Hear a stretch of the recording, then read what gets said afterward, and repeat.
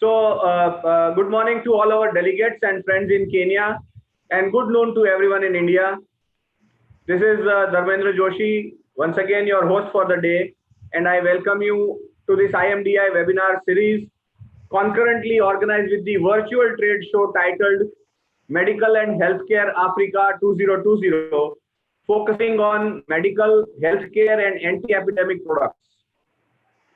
A very fruitful day one yesterday saw more than 350 participants join the webinar and a large number of visitors to the virtual trade expo.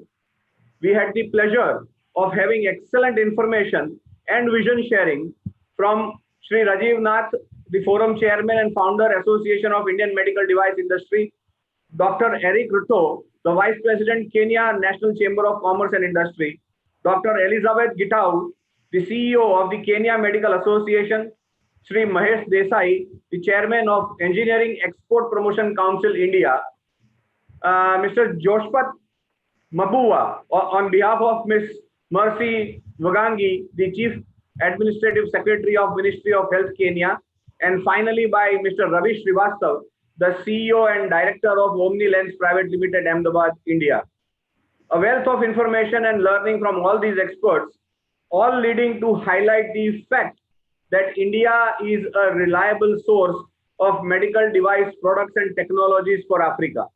Truly so, as the huge population of Africa as a continent, with about 26 of the 54 African countries having crossed middle income status, and 5 of world's 12 fastest growing economies being in Africa, Africa is rightly the destination for Indian entrepreneurs.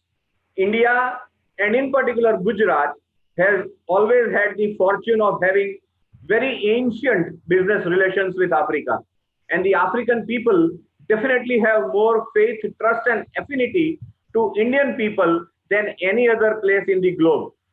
Indian business houses have a great opportunity of taking benefit of the huge business potential in Africa in the coming years.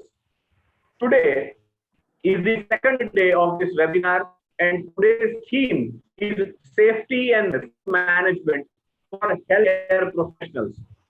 Let me once again introduce to you the organizers of this webinar. The webinar is organized by Classic Computer Service, a company providing information resources for medical technology and markets through publications, internet portals, exhibitions, conferences, and market research since the last 25 years.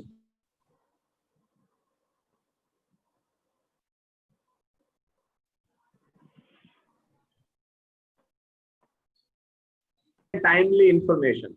They have been publishing a techno-economic news magazine titled Medical Plastics Data Service for medical plastics, diagnostics, and the pharmaceutical industry, being published since 1994, and also the company promotes 2 internet portals, www.medicalplasticsindia.com and www.medisourceasia.com.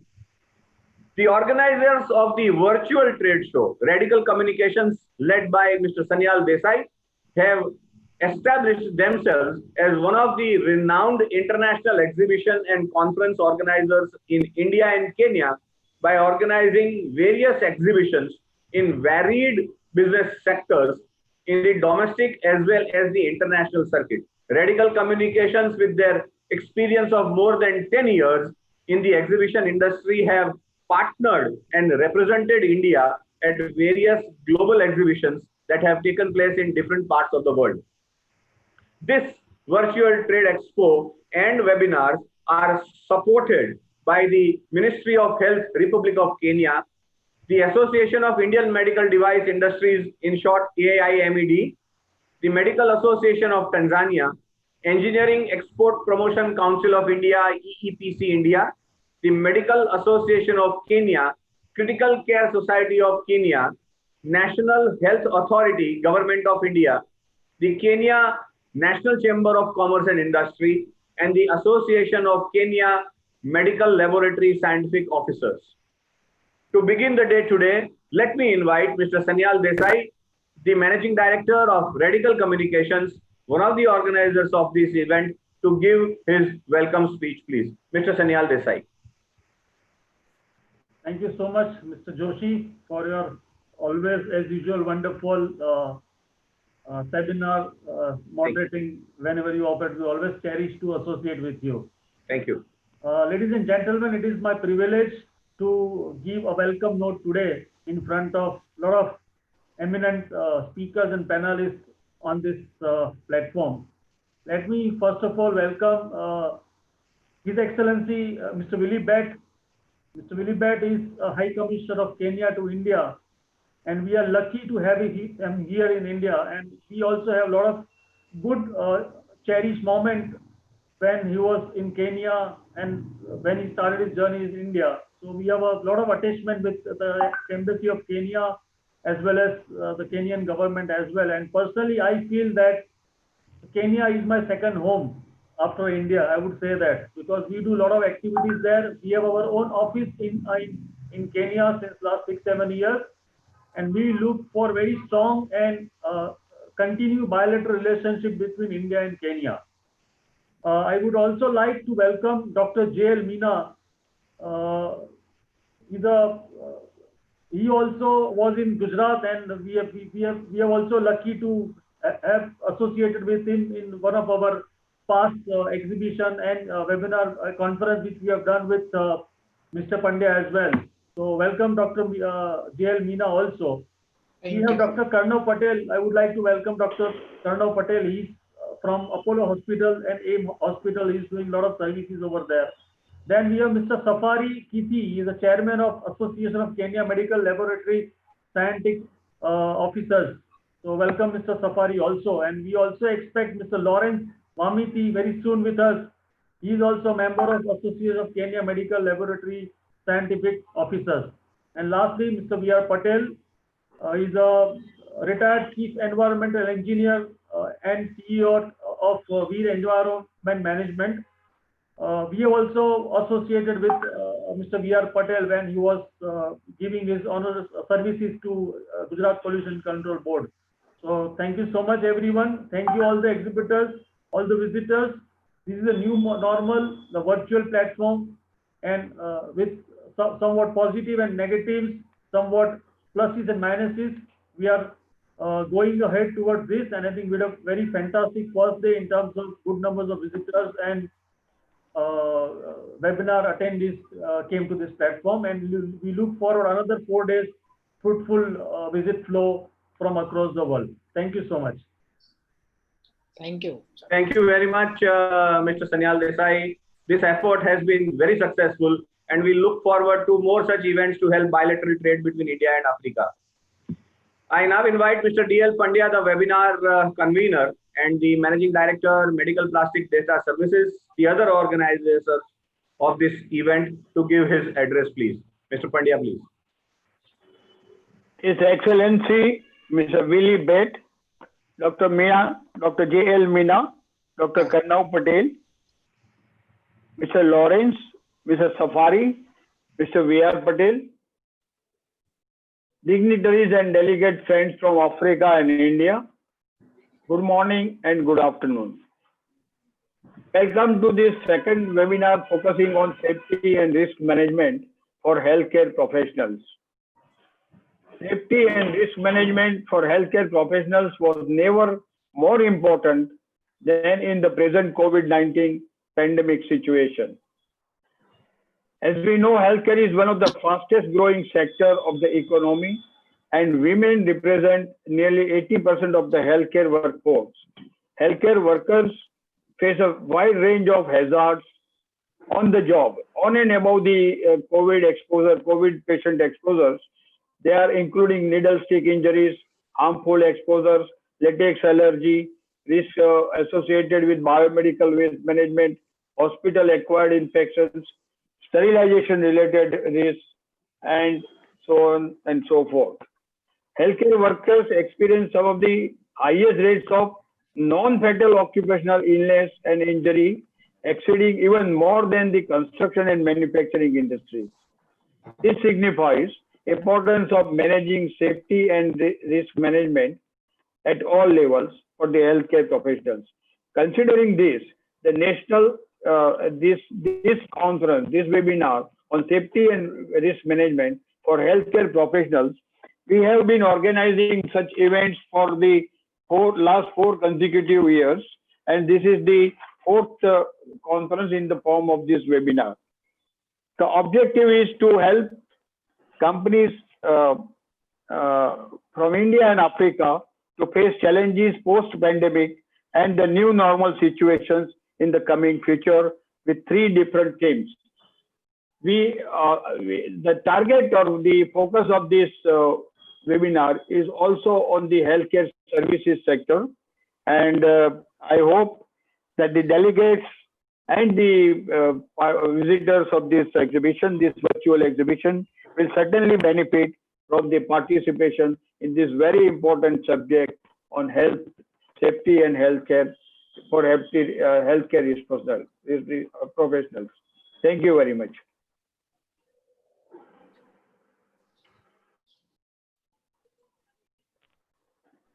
Mute. Dharmendra bhai, mute chair. Yeah. Thank you, Mr. Pandya. Your experience in organizing such conferences and seminars shall definitely help our entrepreneurs. Friends, it is a very proud privilege for us to have His Excellency Mr. Willy Bett, the High Commissioner of Kenya to India, with us here as today's chief guest. He is also the High Commissioner designate to the Socialist Democratic Republic of Sri Lanka, the People's Republic of Bangladesh, and the Republic of Singapore. Ambassador Bett has over 27 years of experience as a senior bank manager, managing director, and a senior government official. He holds a bachelor's degree in economics and sociology and master's in business administration in marketing, both from the University of Nairobi.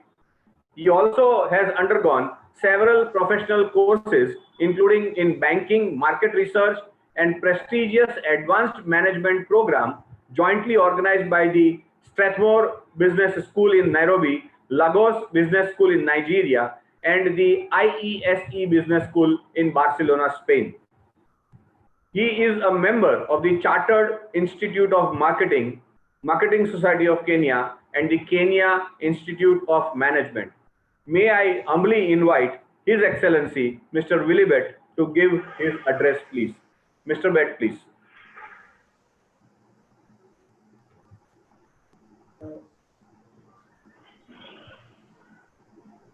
Sorry, I hope I can. Yes, sir, you are audible. Can hear me now. Yes.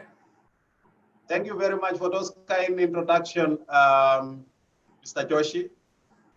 The organizers of this webinar and the delegates who have joined us today. Mine actually is to thank all of you and to thank the organizers for thinking of this interaction, which is happening at this point in time when things are not normal. I think COVID situation is teaching us on how to do things a bit differently. And we are struggling, all of us, to see how to adopt into the new normal.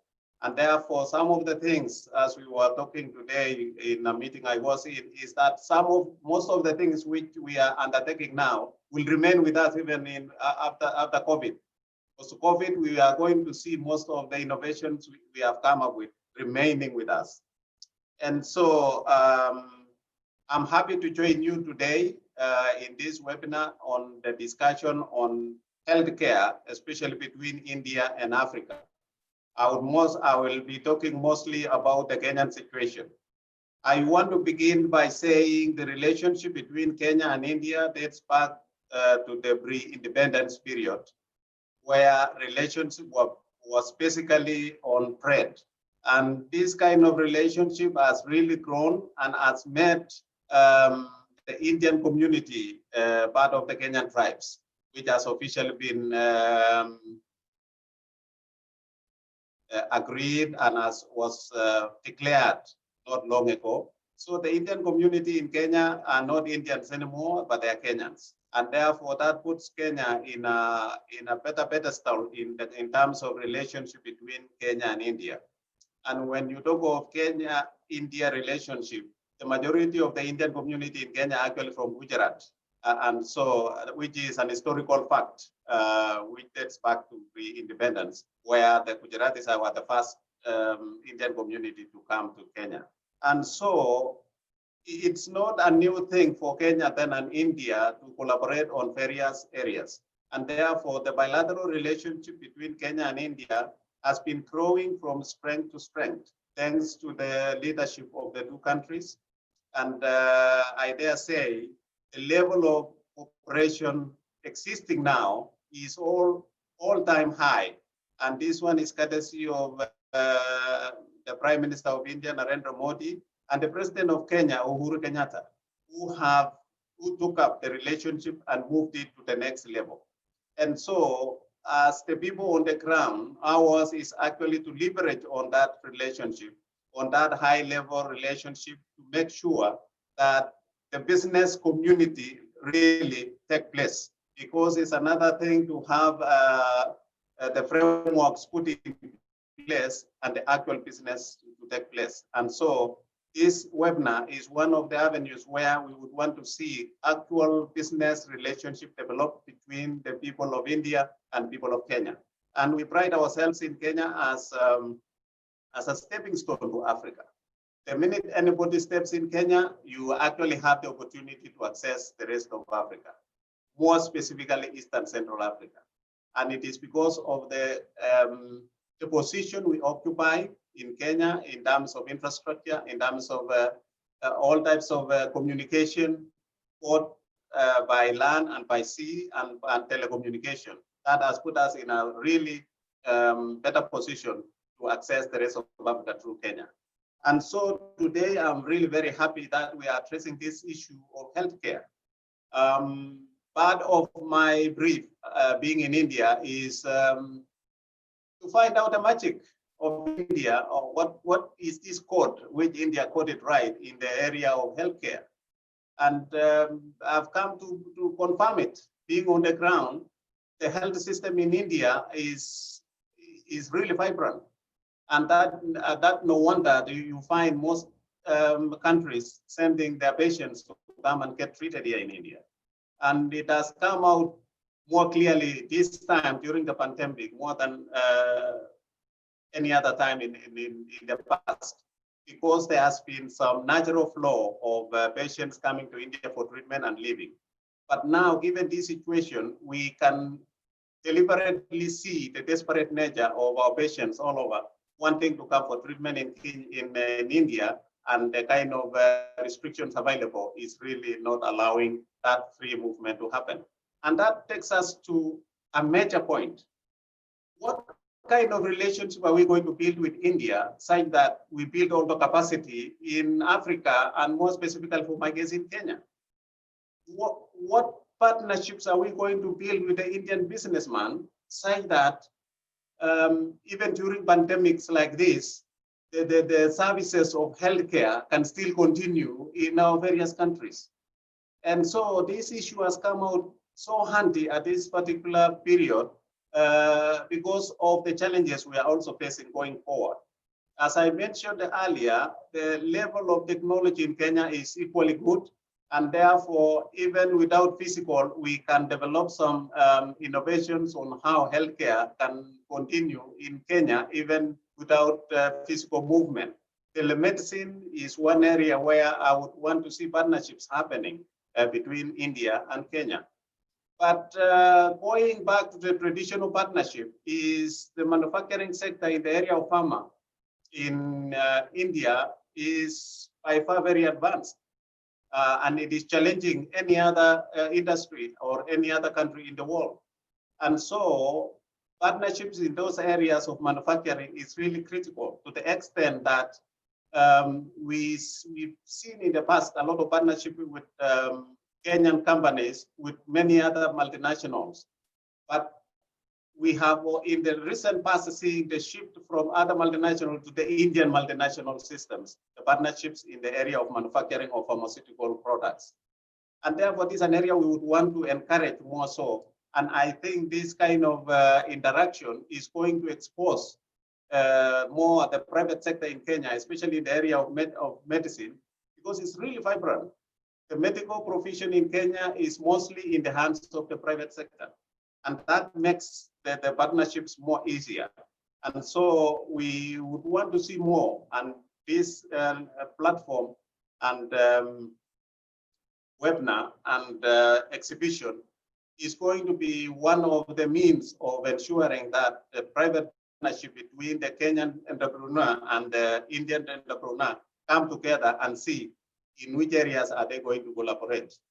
I know we have in the past, through Radeecal again being really a more dynamic company in terms of preparing and staging exhibitions between India and Kenya, and probably put together the interests of the entire Africa region. To see, we have also in the past looked at other materials which would help in the medical area, things that non-woven products.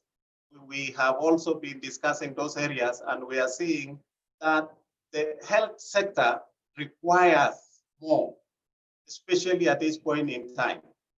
And so I want to say I'm very happy today when we have a situation, when we have an opportunity to interact with the Indian health system and see how they can collaborate with the private sector in Kenya.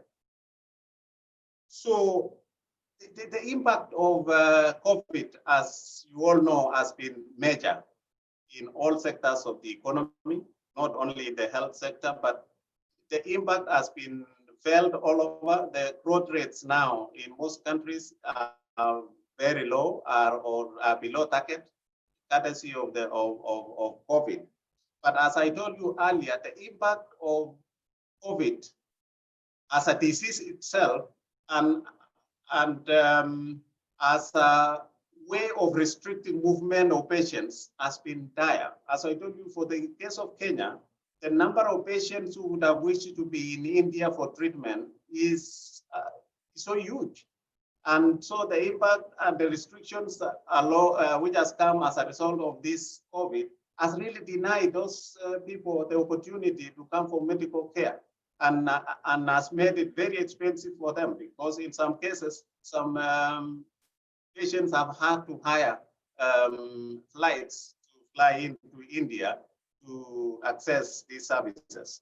I want to thank the government of India, because right now we are working on the Air Bubble initiative, which would help and facilitate the flying between Kenya and India a little bit more easier. And this would facilitate more Kenyans to travel to India for medical services. And so I would want to again thank all of you for that. As you may all be aware, as a government in Kenya, healthcare is one of our key focus. We have 4 pillars now, as put up across by our government through the president, that apart from housing, food security, manufacturing, healthcare is one of the key focus which our government is handling at this point in time. And here we want to get affordable universal healthcare. And to afford that, India is a natural ally. And the reason why I say India is a natural ally is that it is more practical to collaborate with India because of the manufacturing capacity of India of most of the medical equipment required to bring down the cost of healthcare in our country.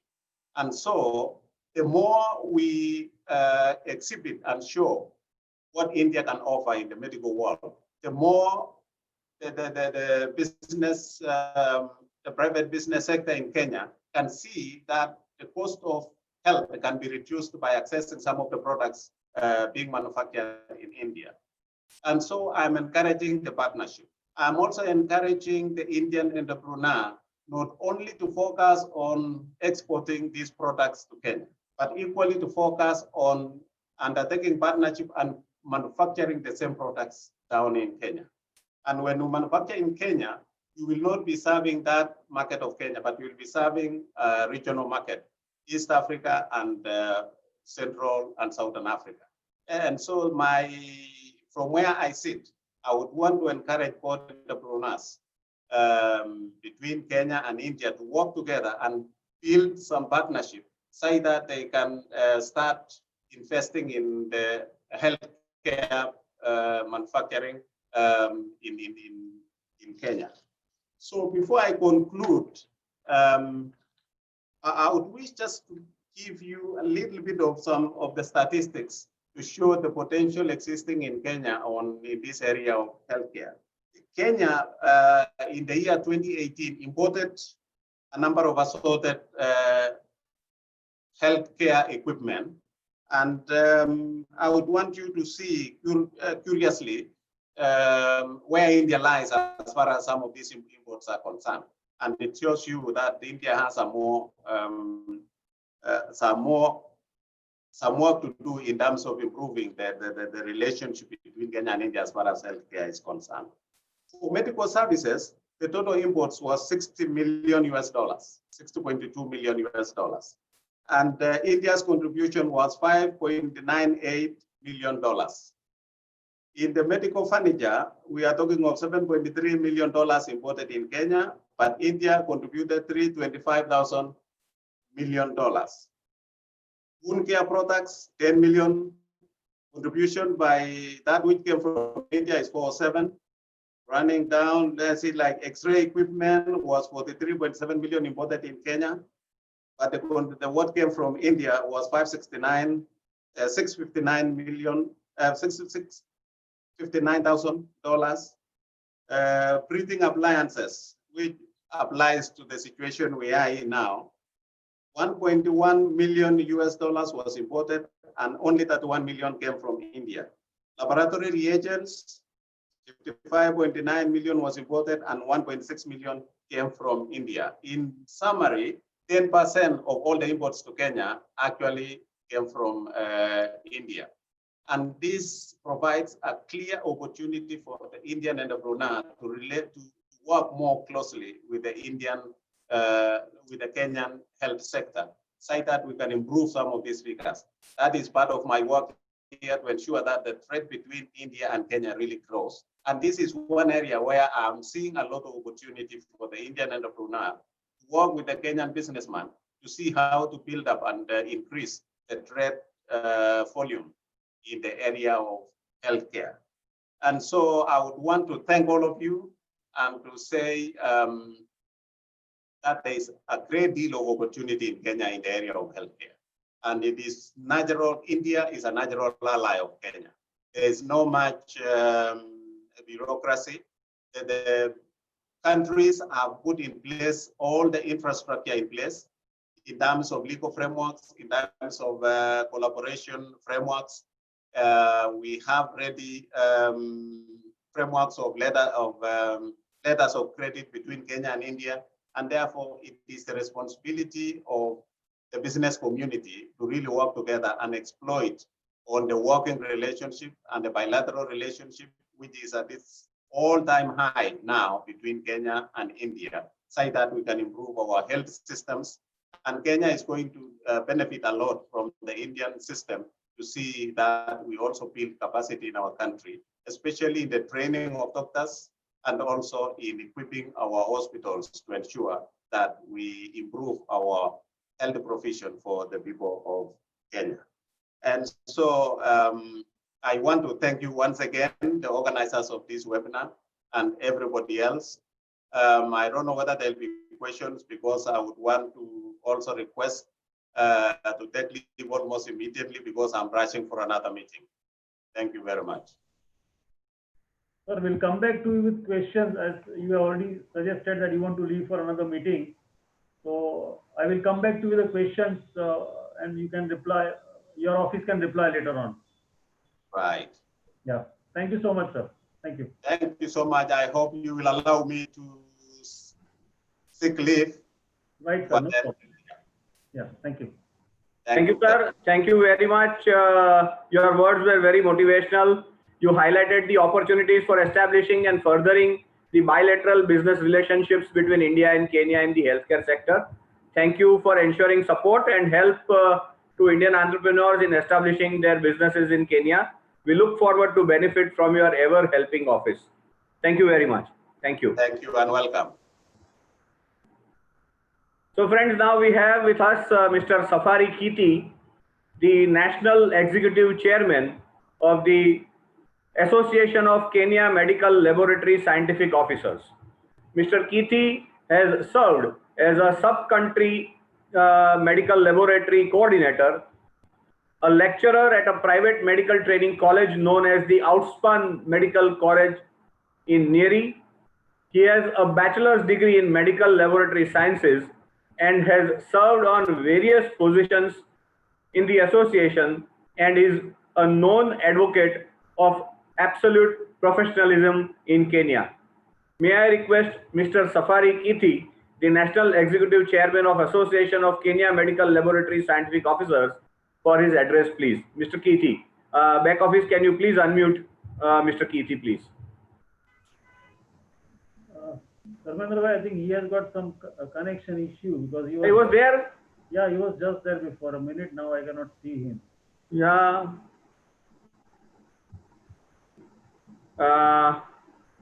Chalo, let me go to the next please. Speaker, and then we'll take Mr. Kithi later. Right, fine. Fine. Considered to be one of the very tall leaders of the world today, Mr. Narendra Modi, Honorable Prime Minister of India, introduced the Ayushman Bharat, the Pradhan Mantri Jan Arogya Yojna, or the Prime Minister's Public Health Scheme, a very ambitious initiative with a whooping government spend on improving public health infrastructure and providing affordable healthcare treatment to all citizens of the country. We are happy that we have with us Dr. J.L. Meena, the Joint Director of Ayushman Bharat Scheme of the National Health Authority Government of India, for the keynote address today. Dr. Meena has been working in the field of quality healthcare since 2002 and has a wide experience of working from the bottommost grassroots level primary healthcare centers in India to the top level Johns Hopkins University, USA. He is credited with introducing quality certifications in hospitals and has immensely contributed in preparing quality standards for various kinds of organizations in the healthcare sector in India. He created history by getting a number of government facilities accredited under these quality standards during his tenures at various locations at different levels, and has been honored with several special awards in his career. He contributes as an expert on numerous government committees on quality assurance and standards. May I invite Dr. J.L. Meena to give his keynote address, please. Dr. J.L. Meena, back office requesting you to kindly unmute Dr. Meena, please. Yeah, thank you, Joshi sir and Pandya sir and all organization for this excellent events. I think this is very important events, especially for the safety of the healthcare workers. And today is my main lecture on the infection control practices.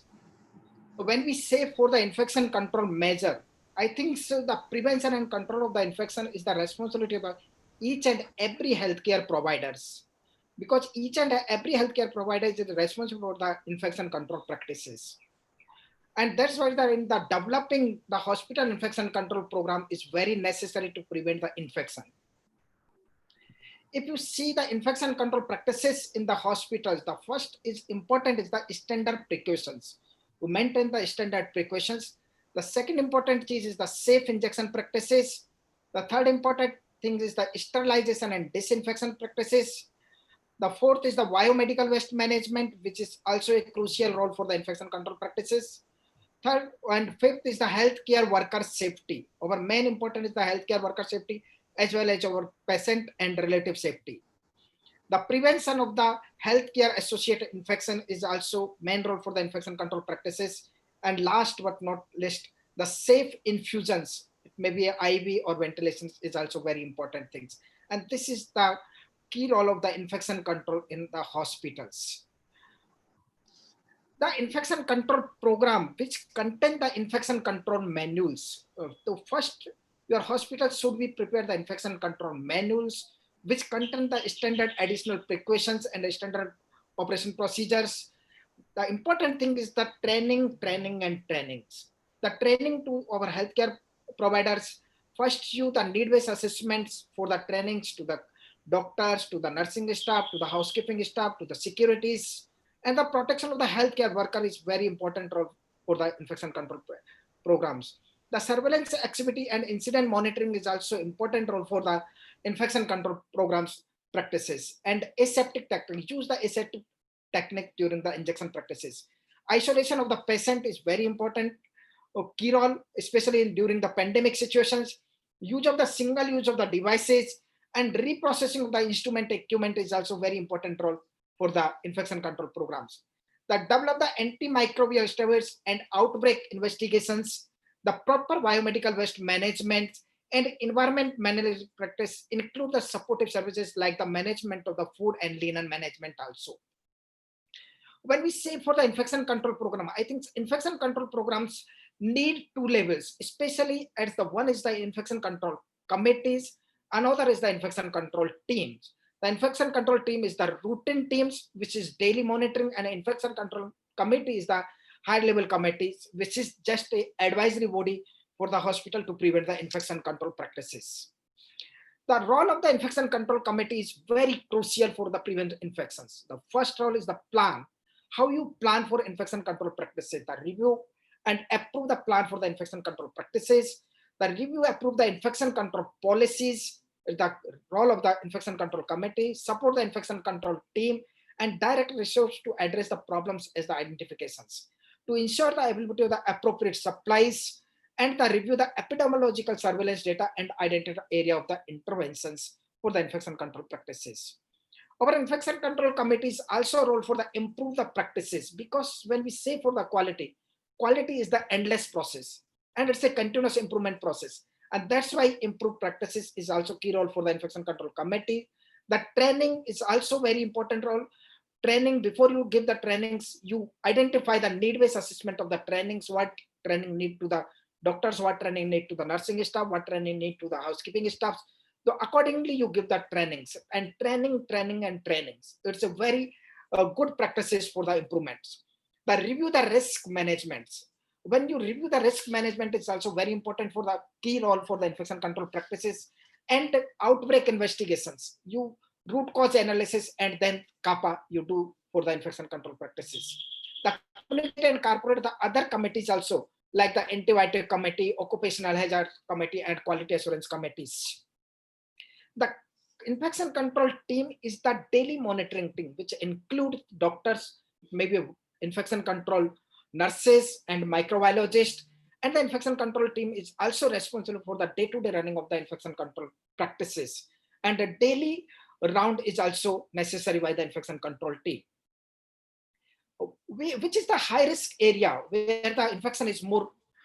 First is the operation theater is very high risk area. All the intensive care units, ICU, hemodialysis unit, HDU, post-operative ward, interventional radiologies, blood bank, CSSD, TSSU, dialysis, warning unit, delivery room, endoscopy units, isolation units, and procedure rooms. And nowadays the pandemic situation is there. So where ward of the COVID-19 is also very high risk area. The high risk procedure is also like the angioplasty, angiography, blood transfusion reactions, bone marrow biopsy, dialysis, deliveries, endoscopy, surgery, and ultrasound guide biopsies. They are the high risk procedures where the infection control practices is required more. The standard precautions like the hand hygiene, I think it's very important things. If you prevent more than 85% infections due to the proper hand washing practices, use of the gloves is also very important for the standard precautions to prevent the infections. The use of the gown, use of the mask, eye protection or face shields, and safe injection practices is also very important role for the infection control practices. Clean your hand. When you clean through normal hand, you just see that your hand is clean.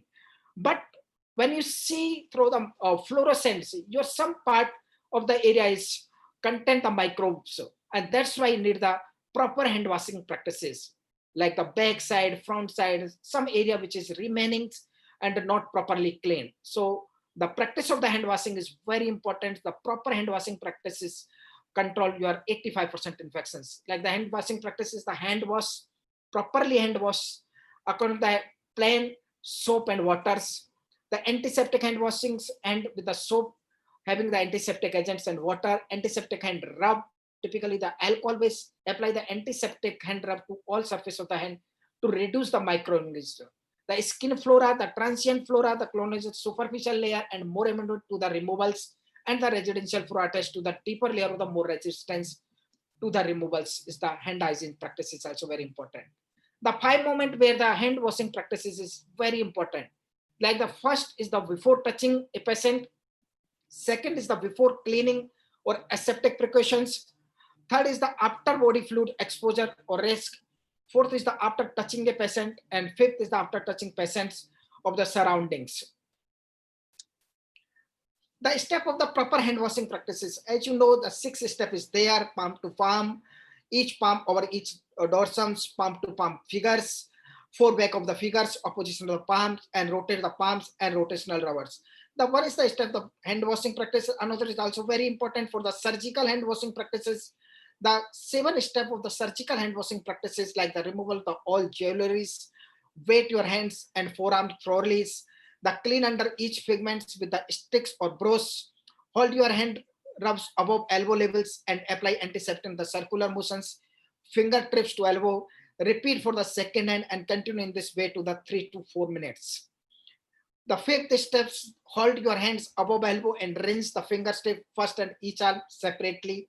The 6th step, use the sterile towels, dry your arms from the fingertip to elbow and use different side of the towels on each arm and keep hand above the wrist levels. Do not touch anything, put on sterile gloves. So step of the surgical hand washing is also very important before you proceed to the surgical hand washings. And that's why the hand hygiene is the simplest, most effective measure for prevent hospital acquired infection.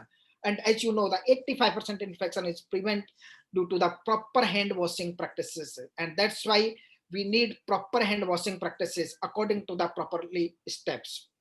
The second important part is the injection safety for the risk. 1 needle, 1 syringe, and only 1 time. It's a very important role to prevent the infection, injection safeties. The magnitude of unsafe injection, why it's happened? The 1/3 carrier of potential risk of the transmission of the bloodborne virus. If your unsafe injection practices is there, you infected through hepatitis B, hepatitis others, and other bloodborne viruses. Unsafe injections due to the faulty technique was observed in 53.1%. Faulty technique, it's also very important key role for the unsafe injections. That together these 2 factors at the country level made nearly 2/3 of the injection is unsafe. And that's why what is safe injection practices? Does not harm the recipient, does not expose the healthcare workers or to any risk, and does not result in the waste dangerous to the communities. It's the safe injection practices. Like the reuse of the equipments during the unsafe collection, unsafe disposals. So they are the main important for the safe injection practices. How to make injection safety to the patient. Now important is the 1 syringe, 1 needle, and 1 times. The use of the correct gauge and length of the needle required for the injections. Use correct site depending on the volume and age of the patients for delivering the injection. Use correct angle of the insertion of the needle depending on the route of the administration. Check expiry date of the drug and vaccine before using them on the patients. And make sure that the vial or ampoules contain the right drug in the appropriate strength and dose for the patients. And proper storage of the drugs is very important role for the safe injection practices. How you make to injection safe to healthcare professionals? The avoid needle stick injury. We need smart, do not recap, rebend, remove, transport, or reuse needles. Use needle stick injury prevention equipment is very important. Ensure that all healthcare providers in the health facility are immunized with 3 doses of the hepatitis B vaccines, and train all healthcare workers in the awareness of the needle stick injury. Post-exposure prophylaxis should be mandatory and handed the hospital in case of the NSI.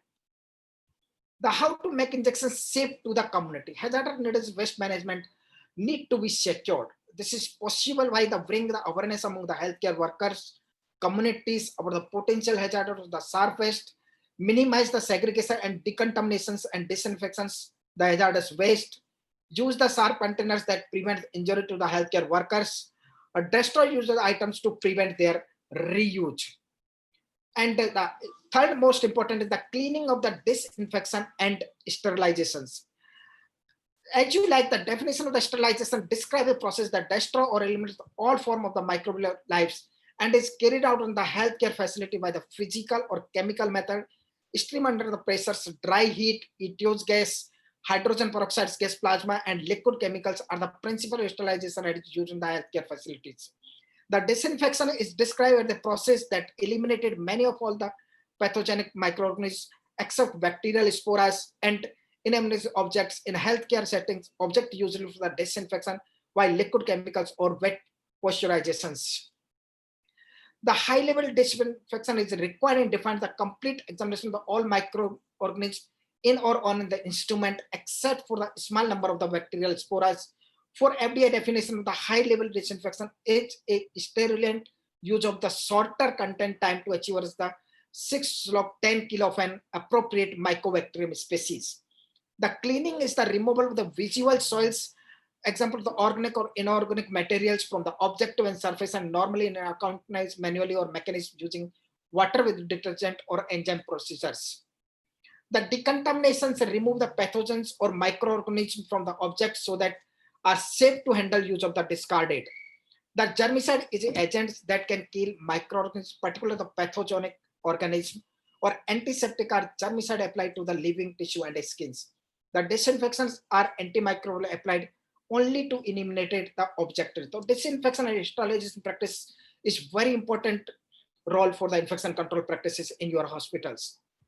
Split of the classification like the critical and semi-critical and non-criticals. The recommended practice, like if your contaminated device is there, first you clean, then rinse or flush, then dry, then pack, then disinfection or sterile, and after that monitoring properly. And this is the safe device, no infections, is very important role for the recommendation of the practices. How the instrument cleaning process. The stage first is the soak and wipe with the damp cloth at point of use to prevent drying or boil soils on the instrument. The second step is the ultrasonic washers with the enzyme detergent or complex instrument, or at a sink, or the automatically washer with the enzymatic detergents is the second step. The third step, the rinse with a large amount of the water. The fourth step, the soak in the high level disinfectants like the gold or semi-critical items, or the dry and pack for the stem or EO for the critical items, or store of the future use of the non-critical items. And the fifth step, rinse with the sterile or ultra-clinic waters. Use of the equipments control, the viodic test negative is there, viodic test positive, you see the viodic test also for control of infection control practices. The exposure control, the external chemical indicator as well as the internal chemical indicators. The use of the outside of the each package unless the internal chemical indicator is visible. If not, change, don't use the package. It's very important things for control the infection control practices. The load control of the biological indicators. Biological indicators, weekly to every load recommendations as for the daily. Biological indicators in every load that contain an implementable device. Quarantine units like the VI units of the negatives. Biological indicators is every load for the ETOs is also used. The important role for the infection control practices is the antibiotic policies. So your hospital should be prepared proper antibiotic policy. And that's why the antibiotic committee is requirement, antibiotic resistance, antibioma or antibiograms also needed, and adherence to the antibiotic policies. Same is the important thing to the antibiotic programs like the leadership, the commitment, the committee is required, the accountability, the single leader responsible for the program, the drug expertise like the pharmacist is also required in the antibiotic policies.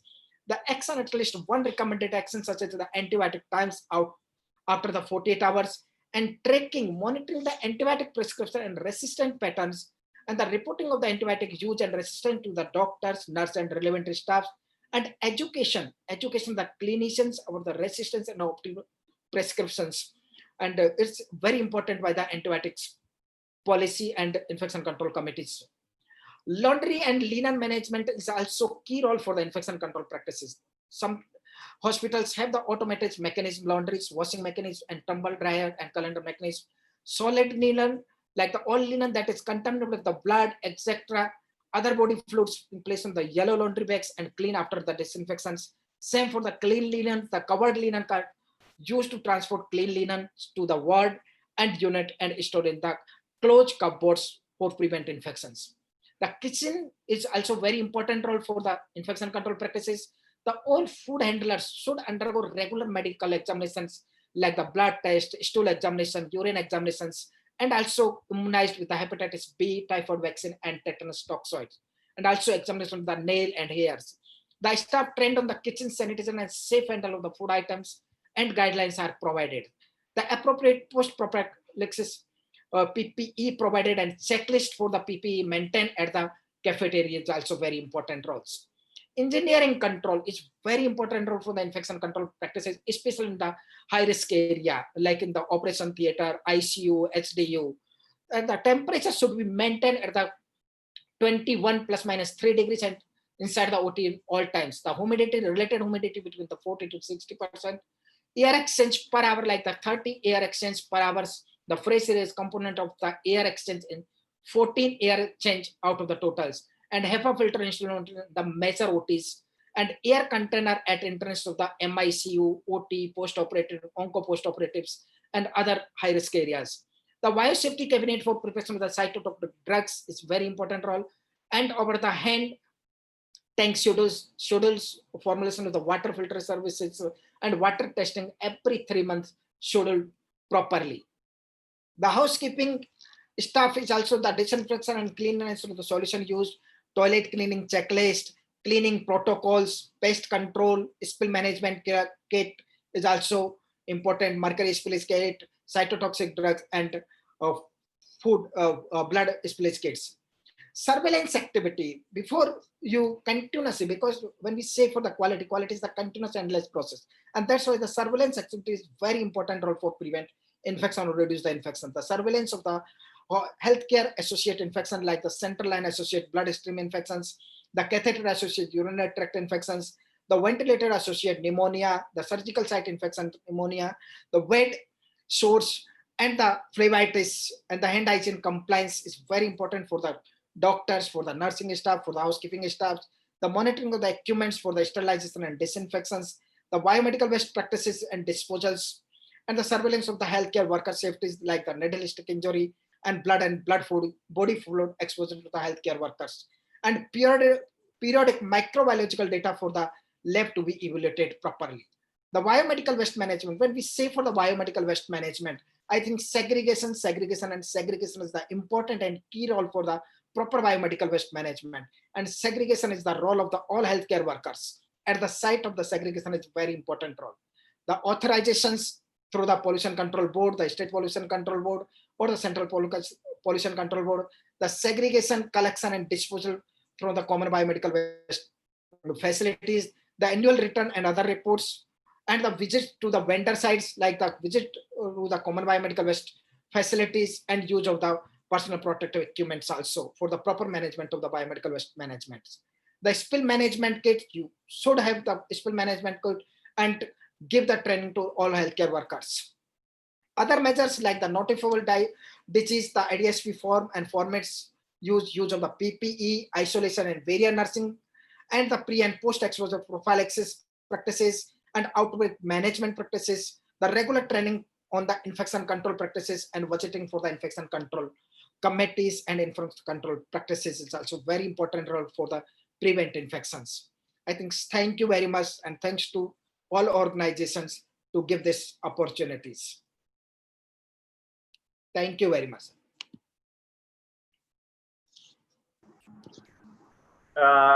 Thank you very much, Mr. Meena, for your very informative presentation on infection control. It was a very critical aspect in the healthcare sector at present. There is a lot to be learned from you, and we are fortunate we have people like you in the government framework who push change and make things better for the benefit of people at large. Thank you very much for your presentation. Thank you. Thank you very much. Thanks a lot. We missed out on Mr. Safari earlier, and so now he is rejoined. And once again, I welcome Mr. Safari Kithi. As you know, he is the National Executive Chairman of the Association of Kenya Medical Laboratory Scientific Officers, and has served as a sub-county medical laboratory coordinator, a lecturer at a private medical training college, and has a bachelor's degree in medical laboratory sciences. And he is a great advocate of professionalism in Kenya. May I request Mr. Safari Kithi to give his address, please. Back office requesting you to please unmute Mr. Kithi, please. Thank you so much, Mr. Joshi. It's a pleasure to be here. I hope I'm audible enough. My name is Safari Kithi, as has been introduced. I'm the National Executive Chairman of the Association of Kenya Medical Laboratory Scientific Officers. That is the laboratory association in Kenya that usually ensures welfare or advocates for the welfare of medical laboratory scientists in the country. I have a small presentation just to give highlights on the role the medical laboratory scientists are playing or should play in relation to the COVID-19 pandemic. Thank you so much, admin, for bringing in my presentation. So that is the topic I'm going to present on, the role of medical laboratory officers in COVID-19 testing. Next. The medical laboratory scientists in Kenya have a multiple number of roles that they usually play in COVID-19 testing. However, I will zero in on 4 roles. The first role is specimen collection. The second is infection prevention and control. The third role is laboratory testing, which is the role that I will dwell much on. And then I will highlight the final role as information management as part of the roles the medical laboratory scientists play in COVID-19 testing.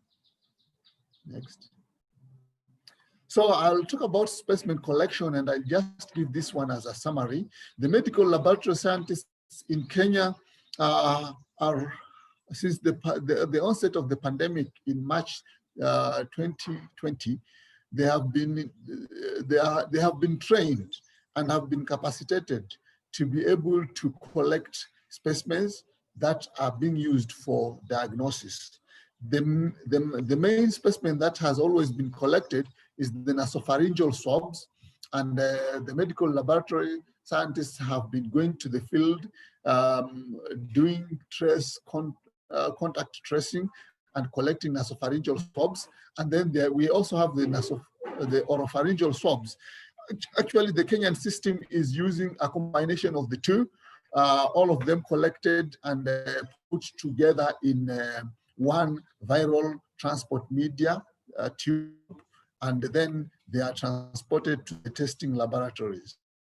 Also, blood samples that are usually collected.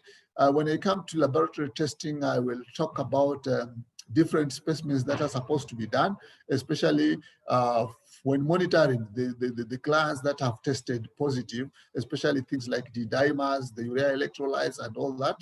So blood specimens are also collected.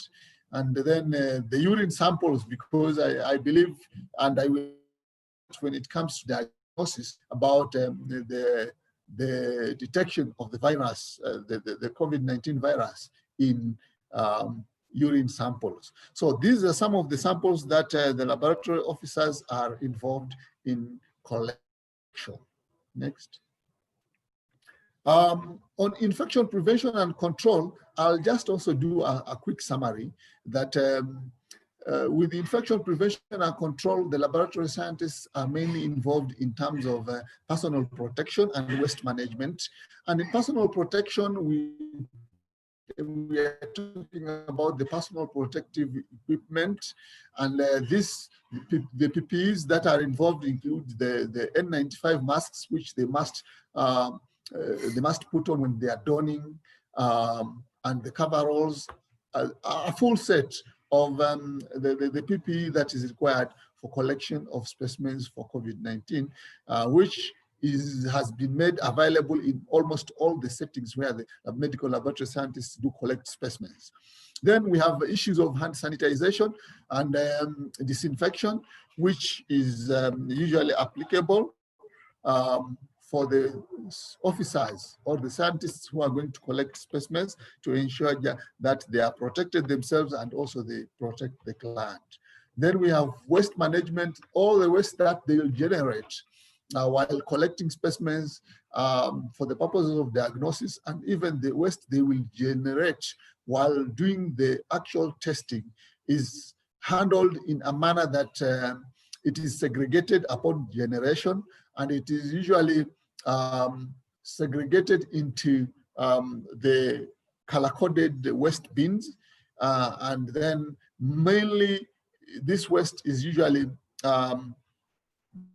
segregated in the red colored waste bin because it is highly infectious, and then the disposal process is undertaken immediately thereafter. So these are the areas on infection prevention and control where the laboratory scientists in Kenya are involved. Next. Now we will go to laboratory testing, which, as I said, I'll go into great details on this. And before we go to laboratory testing, I will just highlight a few basics, which form the basis for which tests to be done. In order, there are those tests for diagnosis and there are those tests for monitoring to ensure that the clients who are on isolation are getting the proper monitoring and diagnosis. Next. So I will talk about the pathophysiological changes of COVID-19 that usually take place for the uninfected individual, for the moderate COVID-19, and for the severe COVID-19. So you realize that for the uninfected individual, the pulmonary epithelium usually the epithelial cells usually look very normal, as you can see on the slide. And then we have the circulation of the CD4 T cells and the CD8 T cells. And most of the times, these uninfected people will never have any kind of symptoms. That is the normal picture when when an individual is not infected. And when an individual is infected, but at a moderate rate, we have the epithelial cells. As you can see, the third cell and the fifth cell, you can see how they are damaged because of the infection and infestation by the SARS-CoV-2. So you'll realize that we will have macrophages. When you do a peripheral blood film, you can be able to see a lot of macrophages.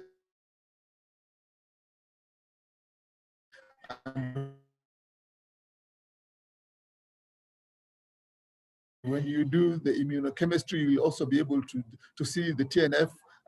So the cytokine levels, when you do cytokine levels for such class, you find that the levels are quite increased. Then we have the CD4 T cells. You will find that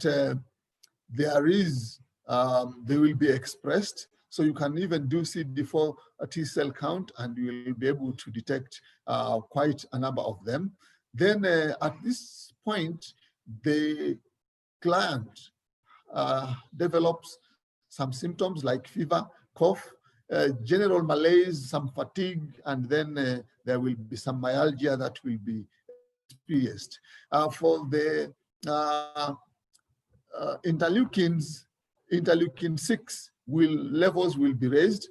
Then there will be reduced lymphocytes, the CD4 cells, and the CD8 T cells. For severely infected clients who have severe COVID-19, you realize that the pulmonary epithelium or the epithelial cells along the pulmonary region will mainly be abnormal. Because they have been infected and they will be completely damaged. When you do cytokine levels, there will be a cytokine storm.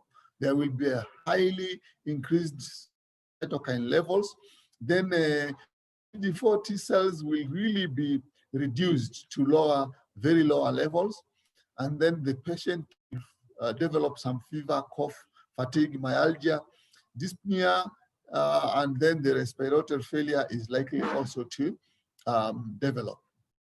When you do interleukin-6, you'll find the levels of IL-6 are very high. Then when you do the LDH, D-dimers, procalcitonin, CRP, ferritin, soluble IL-2R, and IL-10, and TNF alpha, all those will be increased. The reduced levels for lymphocytes, the CD4 cells, CD4 T cells and CD8 T cells will be reduced. Then there will also be reduced IFN, and then the NK cells will also be reduced. However, white blood cells will be increased. Next. Next. So when we look at the pathophysiological changes, especially we will find the multi-organ damages, as I mentioned, because of the viral attacking, and then there will be the inflammatory storm taking place, and there will be an underlying disease. The lungs will be filled with mucin fluid, white blood cells, and dead epithelial cells. Then the heart, there will be damaging to the myocardium. Then hemopoietic system will get T lymphocyte apoptosis, and then there will be depletion and platelet degradation and consumption. For the liver, when you do liver function, you'll find that there will be liver function impairment. And then for the kidney, there will be damage to the glomerulus, mainly noted through proteinuria and hematuria, and then kidney function failure. At some point, the brain, there will be some encephalitis. The patient may develop into a coma, stroke, and maybe some client may develop epilepsy. Then the blood vessels damage to the endothelial cells, causing coagulation disorders. Then in the gastrointestinal system, we'll find that such clients may develop nausea. Some may end up even vomiting and having and developing diarrhea. Then the eyes may develop some conjunctivitis, which may be seen clearly through the eyes developing some pink color, and then we will also get some epiphora. That is mainly the eyes are producing tears. Then skin, we may be having some skin rash and peeling of the skin, which we call desquamation. Next.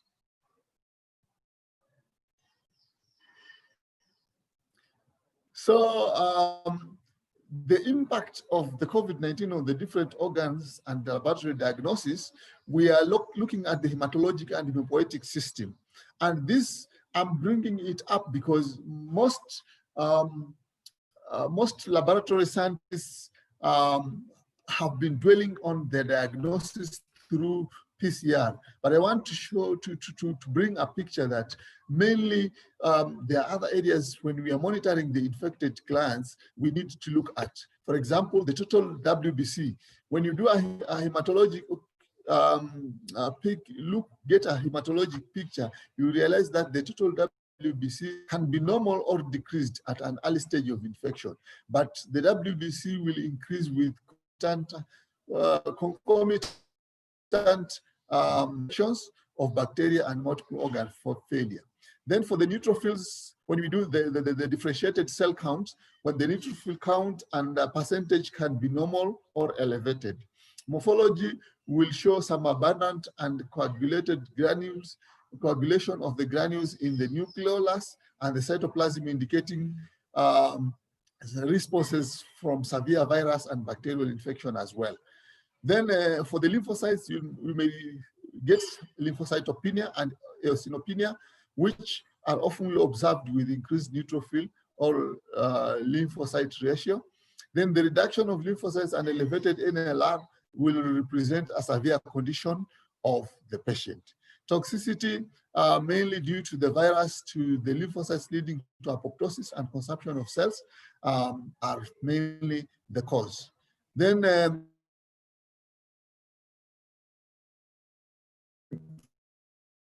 we may have alteration of the next. Next, please.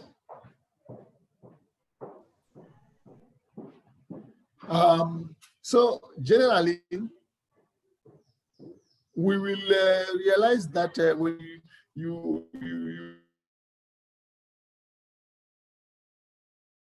also you can also do the APPT and PT, which will be a pick, and you can also even do the dimers, where you will there will be elongation of the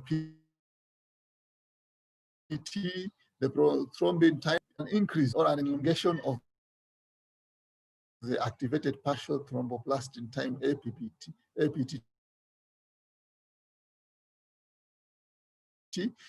which mainly presents or can do AL. There will be an abnormal ALT, aspartic aminotransferase.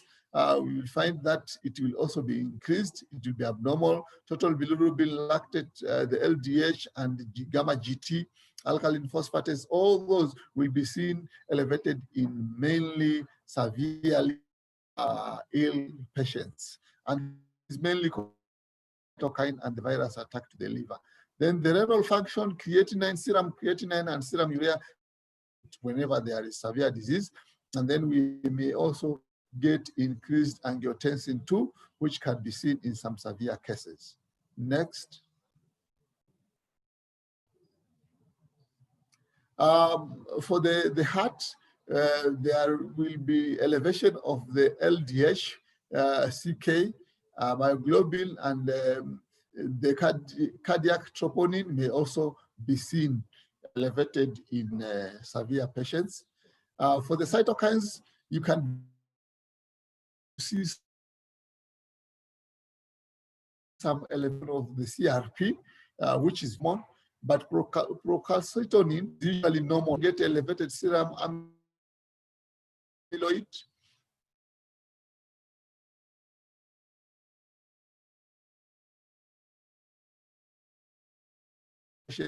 which mainly will be an indicator of poor prognosis. Next.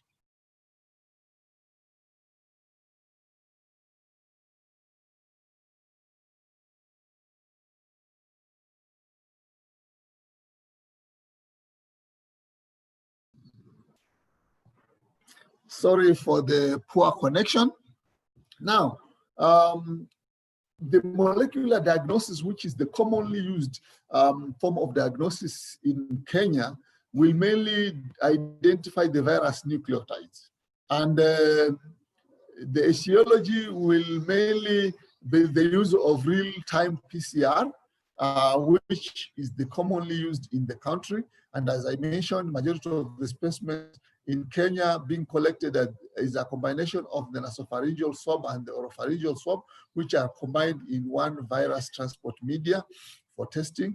We can also be able to demonstrate the nucleotides of this virus in sputum and in blood and even in stool can be detected. We have the next generation sequencing, which can also be done to confirm diagnosis. With serology, this is still a debate, although in the country, some serological diagnosis is being applied in some sectors, although it is still a great debate. We have serum antibodies which can be detected in patients' blood. Mainly the IgM is usually positive after 3 to 5 days of the onset. IgG is usually detected in 7 days, and it will be stronger in recovering in the recovering period. Next. So this is just a highlight of our asymptomatic and subclinical infection cases of COVID-19, where infected person who does not have clinical manifestations but is secreting or is shedding the virus will become an infectious source. And this type of infection can be diagnosed by laboratory techniques such as the virus nucleotide detection, the real-time PCR, which is the reason as to why in Kenya we are mainly using the real-time PCR. However, the capability of COVID-19 transmission from infected person who is in the incubation period, mainly asymptomatic infection, is still unclear and lacking of scientific evidence. A lot of researches are being done, but the risk of this type is very important for the final elimination of the pandemic. Next. So I'm through with testing. I think I will go to information management. The laboratory testing, right from the specimen collection all the way to the release of the results, mainly information management involved the line listing of the contacts or the suspects. And then when the testing is done, there is the results recording and release of the results. This one they must manage through either a laboratory information management system or any other type of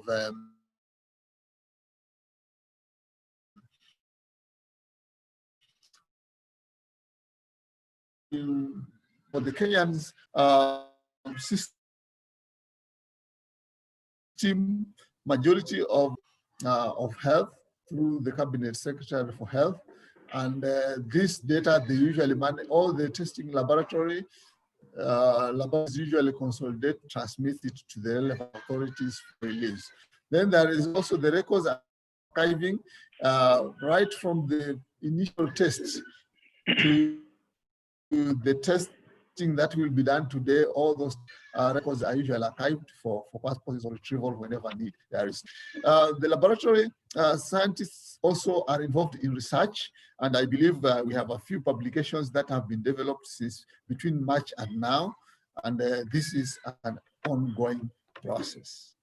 So virtually, that is what the laboratory officers are doing in terms of diagnosis. Next. So thank you so much. I will invite comments and questions because that brings me to the end of the presentation. Thank you.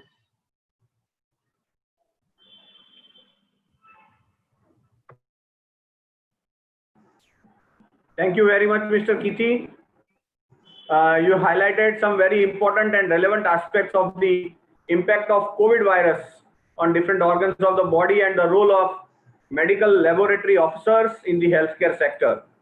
Along with the doctors, we salute all such healthcare professionals for their services during the pandemic and wish the God Almighty give you great strength for not being affected yourselves and keep serving the common man. We'll take questions later. I would request anyone who has questions to kindly pose your questions on the platform that you are on, and we'll take all the questions later. We will now move on to our next speaker, who's Dr. Karnav Patel. Dr. Karnav Patel is a dentist. He did his dental graduation and was awarded as the best outgoing student during those days. He completed his master's in oral maxillofacial surgery and has been practicing at the Apollo Hospital, Ahmedabad, Gujarat, in the head and neck cancer department as a consultant, working mainly on advanced surgeries which involve microvascular surgery as well as rehabilitation aimed at giving excellent functional results. He is also the founder of 2 startups, HashiCare and Salvo India. He is also the technical advisor to mask manufacturing companies as well as some startups. Dr. Karnav Patel, please. Back office, will you please unmute Dr. Karnav Patel? Thank you so much for the introduction. Am I audible enough? Yes, yes, Karnav bhai.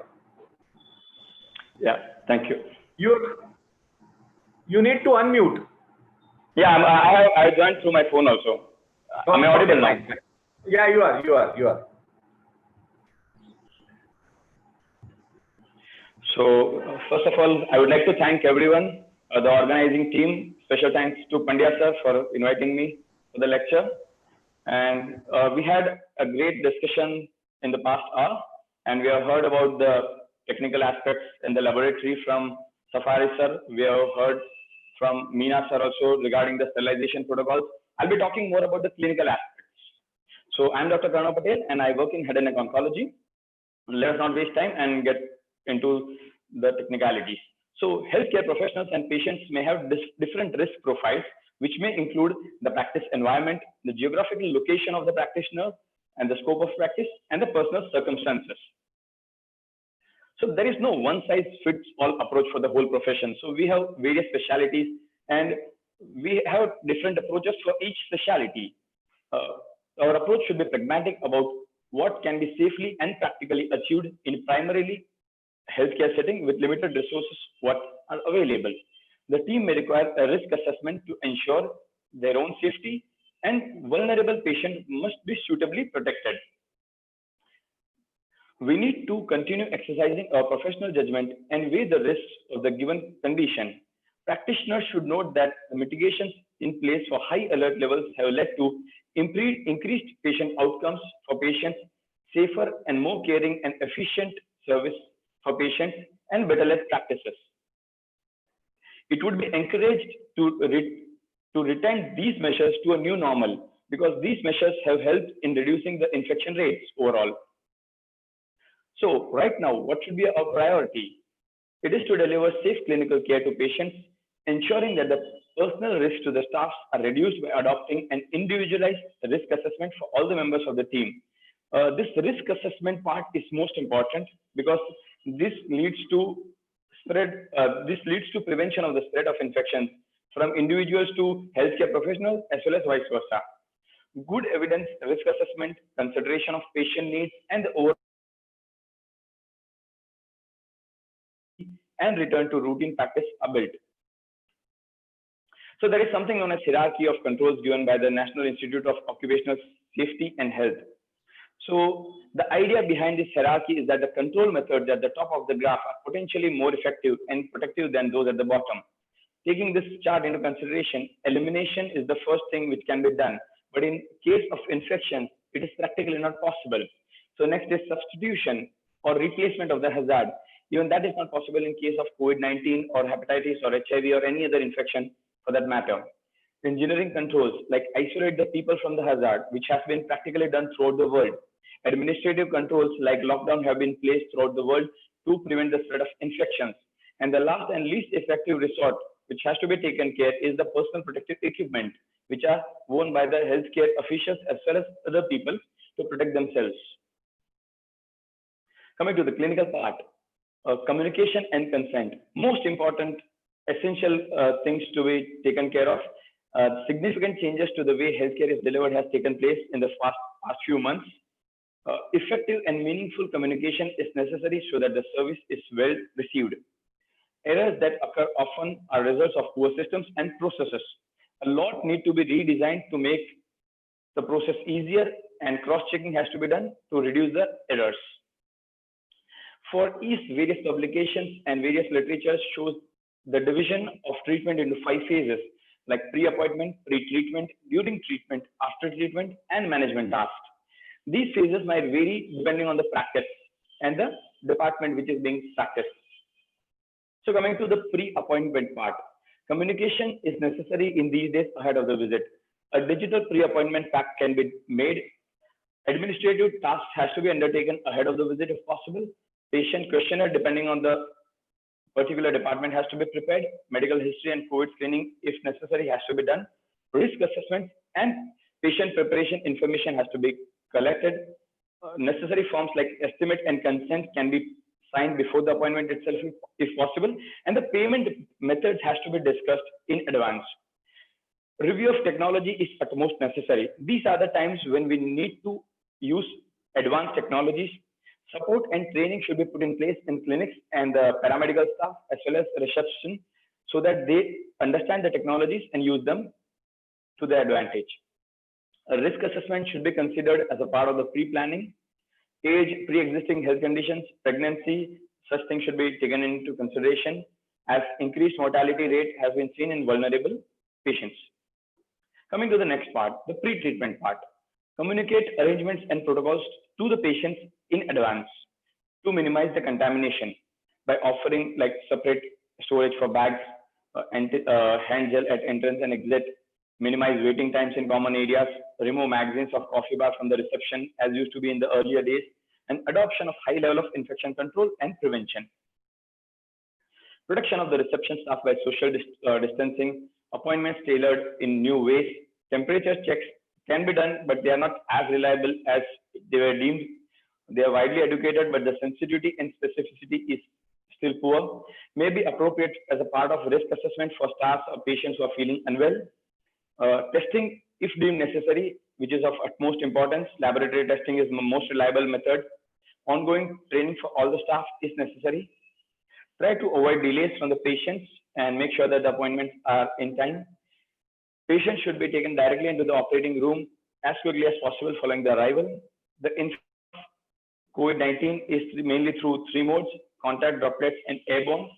The reception area should be designed to support social distancing, which includes designated seating, clear staff pathways or patient pathways, laminated notices, and floor markings. Now, what should be taken care of during the treatment? Standard operating protocols apply depending on the specialty which is being practiced. There can be aerosol generating procedures, high risk or low risk. There are certain departments where there are no aerosols generated. When there are low risk procedures, a standard PPE kit is sufficient. But in case of high aerosol generating procedures, an N95 mask with visor and gowns would be preferable. When there are high aerosol risk procedures performed, a fallow period would be recommended. What are the standard precautions to be taken care of? Hand hygiene, which was specifically mentioned by Meena sir in his presentation, PPEs, respiratory hygiene, staff safety, safe injection practices, sterile instrumentation, and clean and disinfection of surfaces. A proper stratification should be done about how is the type of the procedure, what will be the level of aerosols created, the length of the procedure, and utilization of mitigating factors. Mitigating factors like high volume aspiration. So there is heating, ventilation, and air conditioning system used, like at least 6 air changes per hour is the minimum requirement, and it would be ideal if it is more than 12. HEPA filters can be used, ultraviolet light is being used, barriers like plastic sheets or room dividers are definitely used, very friendly, user friendly. Now coming to the protective equipments and instruments, the PPE kit. So it depends on the procedure which we are performing, the face shield, goggles, mask selection. These are the important aspects which need to be taken into consideration. Coming to mask, which is the most talked about topic these days. So I personally say that the seal of the mask, the peripheral seal or the facial area is much more important than the brand. The fit test is more important, and the basic requirements should be met, like PFE, BFE, breathability, splash resistance, flammability. I won't go in depth into these things because the time won't permit. Eye protection is important with the complete protection of the eyes. So as far as the N95 seal check is considered, there are 2 types of seal checks. One is a positive pressure check and negative pressure check. Fit test, qualitative and quantitative, both are necessary, but which is not practical in hospital environment. It has to be done by the manufacturer. And the replacement, if N95 is not available, other types like R type or P type or powered respirators can be used. Coming to the after treatment scenario. So a lot of things has to be done after the treatment or a procedure is over. Standard decontamination procedure should be followed. Paperwork should be avoided. Mask should not be removed in the operating area to protect the other members of the team. All the donning and doffing techniques should be learned in a proper manner and repeated by the staff to avoid any mistakes. The ventilation should be improved. The mitigating factor should be in place. High risk procedures should be taken at the end of the session if possible. And importance should be given to digital clinical records, and a paper record should be avoided if possible. We'll look into the guidelines which have been set by AIIMS Delhi. So in the doffing area, there should be 3 different red bins, separate for goggles and face shield, which has to be immersed in 0.5% sodium hypochlorite for 10 minutes and then wiped. The N95 mask and coveralls should be stored in double bags and handed over twice daily to the authorized staff. And the disposable PPE should be handed over to the authorized collecting staff. The biomedical waste disposals should be as per the existing rules. The color-coded bins or bags or containers should be segregated with double-layered bags. Meena sir had given prime importance to segregation, and even I think that that is utmost important that we segregate the waste properly. Dedicated collection bins should be labeled as COVID-19. The bags or bins or trolleys should be labeled as COVID-19 waste, and maintain the records of generation, segregation, collection, and disposal to make no mistakes. So cleaning the area. So dedicated staff should be wearing PP and following the particular guidelines. Hypochlorite, sodium hypochlorite, fresh ones, is highly used disinfectant along with 70% alcohol. Apply the disinfectant to the surfaces using damp cloth and do not use spray pack. And while mopping and all, steady sweeping motion should be used to prevent aerosol generation. Remove the curtains or the fabrics or the quilts for washing at hot water laundry cycle with detergent or bleach at 70 degrees for at least 25 minutes. Discard the cloth or absorbent cleaning. Mop head wiping cloth into biohazard bag after cleaning and disinfecting each. Fasten the bags with cable ties. Disinfect the buckets with soaking in 1% hypochlorite solution. So how frequently the cleaning has to be done? So in the high test surface areas, in the clinical areas, every 1 or 2 hourly or 2 to 3 hourly in the COVID-19 suspected areas, and in low touch areas, every 3 to 4 hourly. Terminal disinfection after the patient is discharged or is shifted or expires. All the measures as discussed earlier. After that, the fogging with hydrogen peroxide based disinfection has to be done. It should be done at least for 30 minutes of contact. After the completion of fogging, keep the room closed for 45 minutes for the mist to settle down. Once again, wipe all the surfaces with clean duster. The dilution is given in the chart. So these are some of the pictures. Now coming to the last point, the management tasks. So the protocols should be reviewed regularly and reflect the level of risk. Identify the members of the staff to fulfill the specific duties. Appropriate signage and demarcation for social distancing, as mentioned earlier, should be followed. Risk assessment of the staff is recommended. Appropriate training should be in place so that no problems occur even in case of medical emergencies. The stock should be reviewed, as it has been seen that sometimes there is a deficit of the availability of PPEs or masks. So this has to be reviewed and proper management should be done. Wherever possible, a flow through the work area should be implemented for clear separation of the clinical and non-clinical workspaces. Patient may also present with increased psychological health problems because of the COVID-related anxiety. So that even that should be taken care of. So important consideration which I would like to comment is the risk cannot be eliminated entirely, even in case of COVID or any infection, maybe other infections as well. But we can attempt to mitigate it, drawing on what we have previously discovered as best evidence and what appears to be safe and pragmatic and practical. Thank you. Thank you very much, Dr. Karnav Patel. Your presentation was really informative and highlighted various important aspects on the topic of safety. Friends, we are moving very fast ahead because we have a B2B at around within around half an hour, and we still have 2 more speakers left out. So my request to the next 2 speakers not to overshoot their time and probably use less time than normal, so that we finish off our session in time.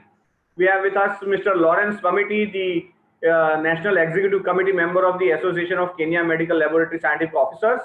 He has also been involved in setting up medical laboratory facilities and planning specific exhibitions and conferences, holds a Master's in Medical Laboratory Sciences, and has served as a medical laboratory officer in various health institutions in Kenya. May I request Mr. Lawrence Swamiti to give his presentations, please.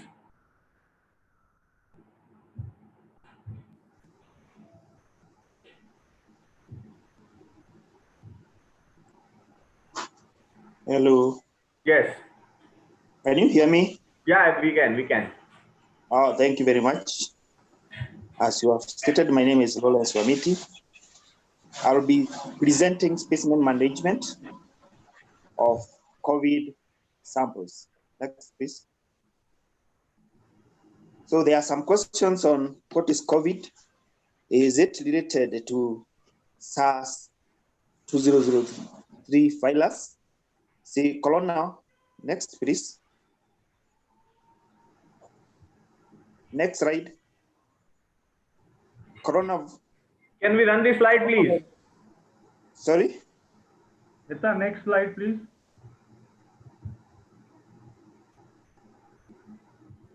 It's hanging. Yeah. Thank you very much. Now, some question, is it related to 003 SARS virus? Coronavirus family contains 4 strains that affect humans only and are usually mild and self-limiting, and other strains that circulate among animals and can be contracted by humans and cause severe respiratory illness such as 2003 SARS, MERS, and COVID-19. Also, there's a question of whether COVID-19 is a severe respiratory infection, acute respiratory infection, and this is when patients have severe and complicated pneumonia requiring hospitalization, and also cluster could signal beginning of transmissible strain or even pandemic. Also yields important information on circulating strains. Next, the case definition by WHO: 1 patient with severe acute respiratory infection with fever, coughing, and requiring admission to hospital, and with no other etiology that fully explains the clinical presentation, and a history of travel or residence in China during the 14 days prior to symptom onset. Or B, patient with acute respiratory illness and at least one of the following during the 14 days prior to symptoms onset, that is contact with a confirmed or probable cause of COVID-19, worked or attended a health facility where patient with confirmed or probable COVID-19 acute respiratory disease patient were being treated. Next, what is a probable cause or a probable case? A suspect case for whom testing for COVID-19 is inconclusive or is tested positive using panconvirus assays and without laboratory evidence of other respiratory pathogens. A confirmed case is a person with laboratory confirmation of COVID-19 infection, irrespective of clinical signs or symptoms. Next. The sampling criteria: correct sample from a person under investigation that meets the case definition. All patients will have NP or OP swabs corrected. Suspected COVID-19, all patients will have NP or OP swab corrected. Next. Specimen correction from suspected cases. Specimens to be corrected for diagnostic of COVID-19. We have the primary respiratory specimens, that is NP, OP swab in arbitrary patients, and sputum if produced, and or endotracheal aspirate or by lavage in patient with more severe respiratory disease. The best practice is to correct as soon as possible after specimen begin, and ideally within 7 days before antiviral medication is administered.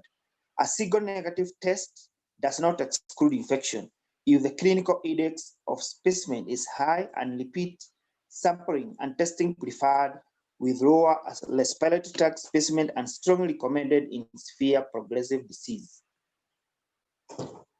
Next, continuation, we have the secondary specimen, blood specimen for serological testing.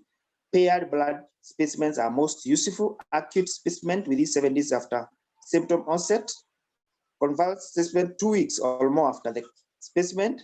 This is additional to the respiratory specimen and can support the identification of the true agent once serological assay is available. So why do we have NP or OP? NP, traditionally, this is the method used for seasonal influenza surveillance. It provides lower yield for novel coronavirus.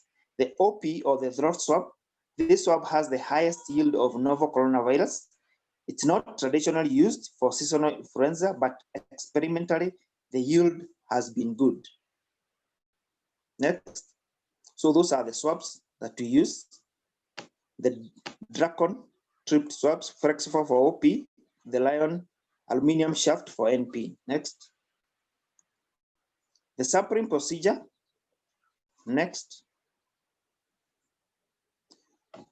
For every patient that meets the case definition, fill out the questionnaire, correct the NP swab, and correct the OP swab. Next. The materials needed for correction of NP and OP, we have the gloves, the swabs, with their tongue depressor, sterile scissors, paper towel, biohazard, bags, N95, VTM, permanent. The questionnaire, note, do not use arginate swabs or swabs with chaff, as they may inactivate some viruses and inhibit molecular acids. Next. The protocol. Next.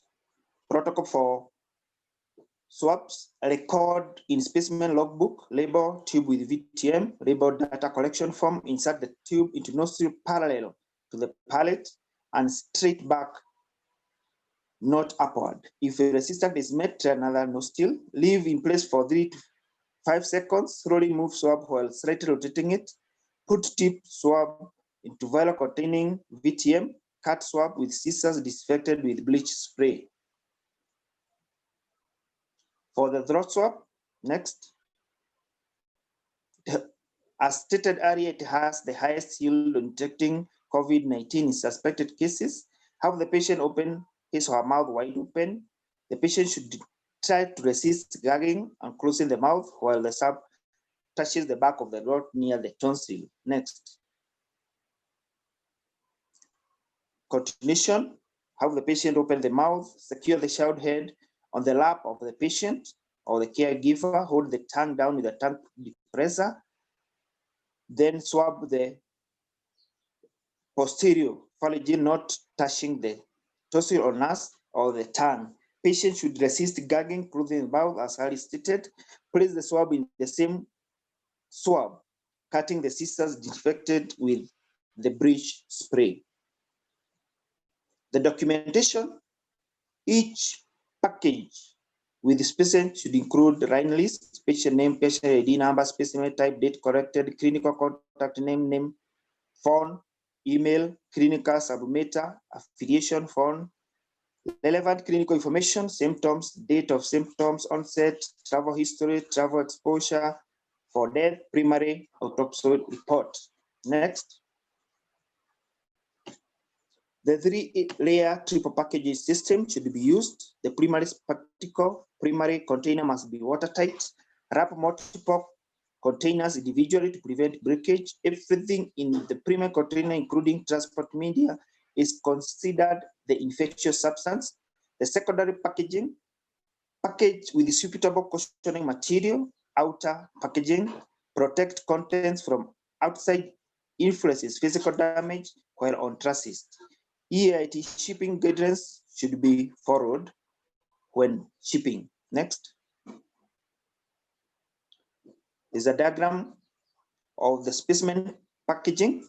Do not put any patient information on the outer container or secondary container. Biohazard label should be secondary container. Do not put biohazard label on outer container. Next, we have some guidelines, shipping guidelines that can be referred when shipping. Those, the ones on display, the 3 of them can be used. Next.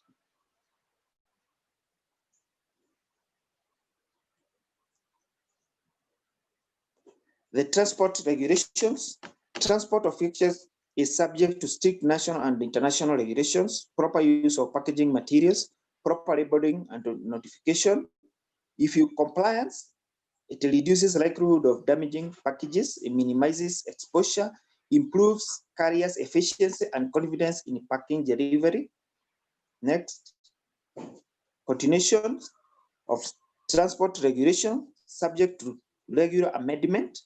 Shippers refer to latest insurances of national and international regulations for regulations. International regulations not intended to subside local or national regulations. Where national requirements do not exist, international regulations should be followed. sample processing in the laboratory. The COVID specimen should be handled according to appropriate biosafety practices in order to avoid laboratory-related infections and spread of disease to close contacts. As primary route of infection is through via drops, extreme caution should be exercised to eliminate unguarded production of aerosols. Detailed information about containment facilities, biosafety practice recommended in this document may be found in WHO Laboratory Safety Manual second revised edition on WHO website. Since COVID-19 is a virus, all laboratory practices should be appropriate for work with viral agents, with particular emphasis on potential spread of droplets, air, and or contaminated services and objects. Next. Continuation. No procedure should be undertaken in which there is any doubt about the ability to adequately contain the specimen and prevent the uncontrolled release of the virus.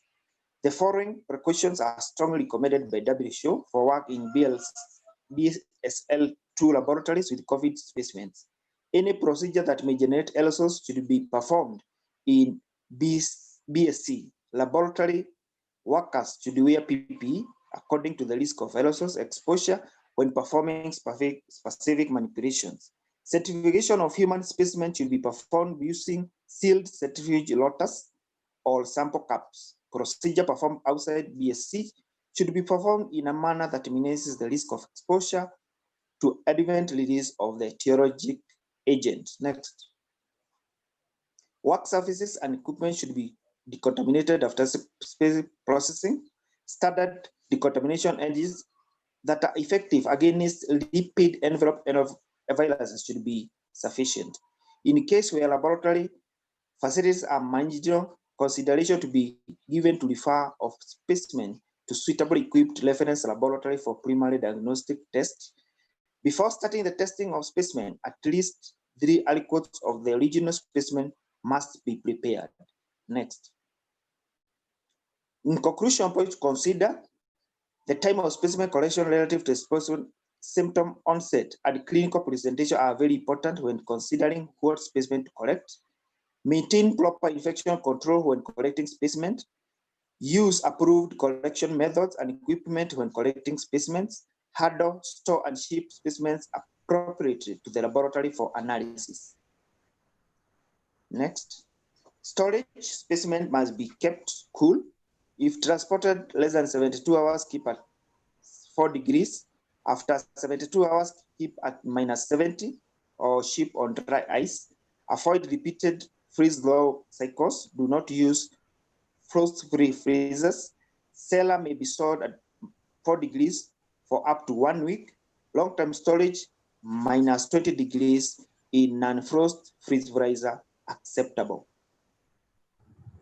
Thank you very much. I welcome any question or comments. Maybe Rita, use the timings. Thank you. Thank you very much, Mr. Vamiti, for your excellent presentation. We look forward to your support in the coming times. We'll keep interacting on any aspects related to the subject.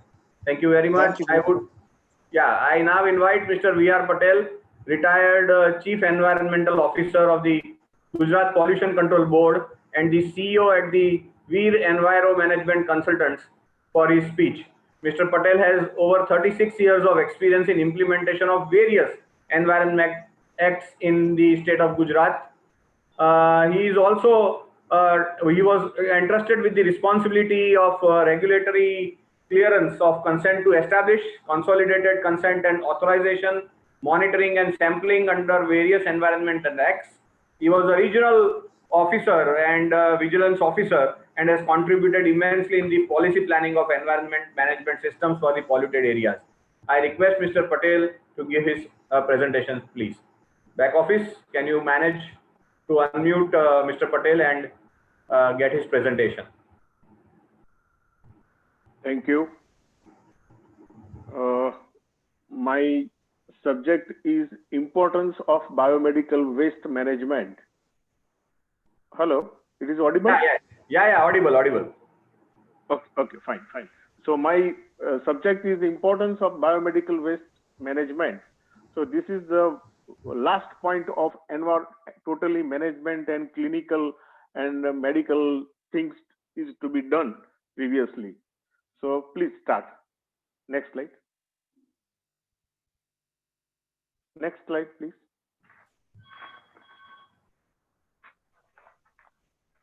So I will first say, what is the biomedical waste? Biomedical waste means any waste which is generated during the diagnosis, treatment, or immunization of human beings or animals, or in research activity, and including category mentioned in Schedule 1 of these rules. What is the need of biomedical waste management and handling? Biomedical waste is not handled in a proper way is a potent source of diseases like AIDS, tuberculosis, hepatitis, and other bacterial diseases. Nosocomial infections in patients from poor infection control practices and poor waste management. Drugs and syringes which have been disposed of being repacked and sold off to unauthorized buyers. This is really a biggest problem for the not managing the safe biomedical waste. Where does these rules are applied? These rules are applied to all persons who generates, collects, receives, store, transport, treat, dispose, and handle the biomedical waste in any form, and shall not apply, and it will not apply to radioactivity, e-waste, and other municipal solid waste. So this is a purely a waste management concern for the biomedical waste. Now, the provisions next and silent features of these rules. Ministry of Environment and Forest in 1998 has framed the biomedical waste management rules. The Ministry of Environment and Forest has notified on 28th of March 2016 again. Then it was revised in 2018 and also revised in 2019.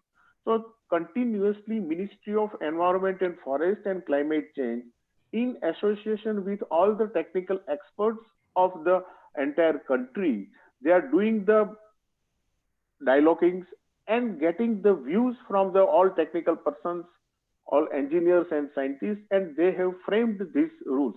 I think this is the one of the best engineering and scientifically rule framed in our country. These rules have a silent features. The biomedical waste rules contains 18 rules, 4 schedules, and 5 forms. Biomedical waste categorization, segregation, collection, treatment, and disposal that falls under Schedule 1. Under Schedule 2, standards for the treatment and disposal. Schedule 3 covers authorities and the responsibility. And Schedule 4 covers labels of biomedical waste containers and the bags. There is a Form 1 called for the accident reporting. When any accident occurs, at that time Form 1 shall have to be filled up by the clinical hospitals or the laboratory. Form 2 and 3 are for getting the authorization and for doing the application in the State Pollution Control Board. Form 4 is for the annual reporting, where they have to report annually how much waste they have generated and how much waste they have disposed of through common biomedical waste facilitator. And Form 4 is for the appeal. Next.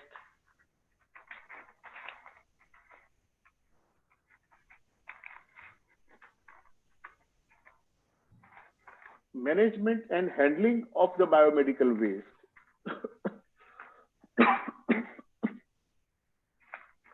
So the responsibility, we have already spoken. Next, please. Next, please.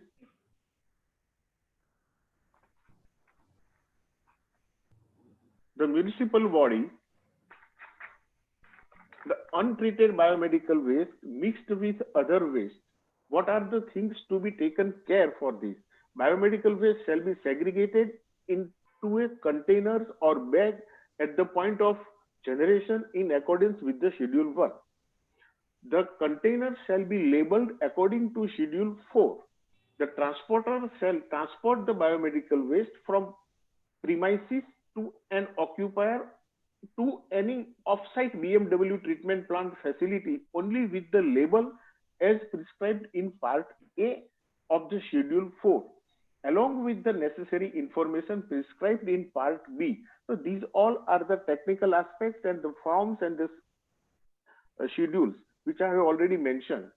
No untreated biomedical waste or any category shall be kept stored beyond the period of 48 hours. So this is very important rule, that any hospital or clinic cannot store biomedical waste more than 48 hours. And if they have stored, he has to report to the State Pollution Control Board, and State Pollution Control Board will ask the authority, those who are having the facility for the biomedical waste, to act as early as possible. And we have to keep in mind that we should not store more than 48 hours. And we can, State Pollution Control Board, under the provisions there are, they can take the actions against the operator or against the storage people also. Next, please.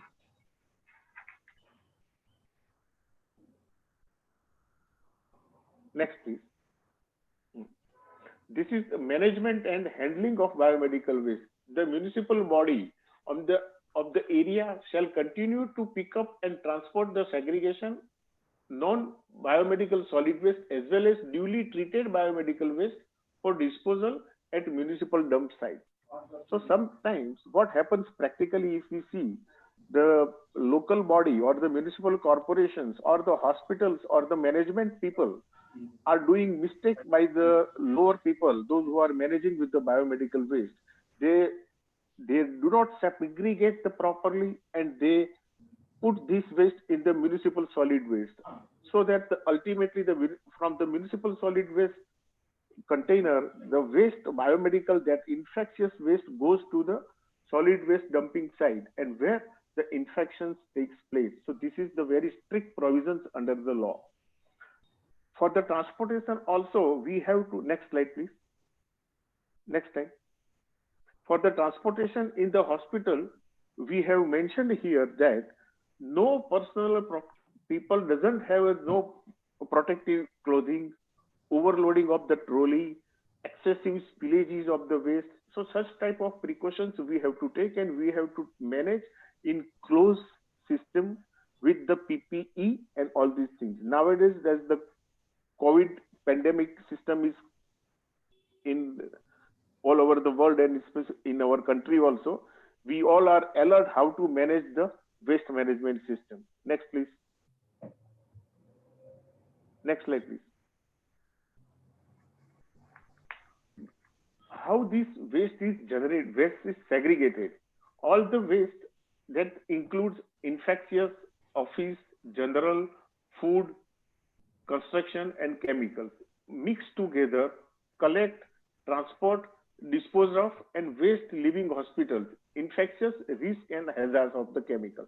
So this is not the right practice. Next slide, please. Next slide. So there should be a proper segregation of biomedical waste. Here, I will show you in yellow, red, blue, and white. This is as per the Schedule 1 of the biomedical waste rule.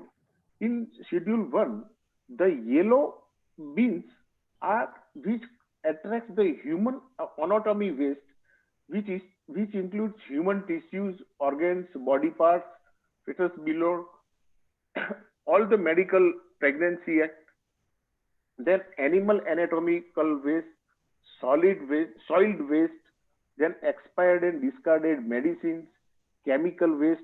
So all chemical liquid waste, discarded liners, mattresses, bleeding, contaminated with the blood and body fluids, microbiological and biotechnological and other clinical laboratorical waste.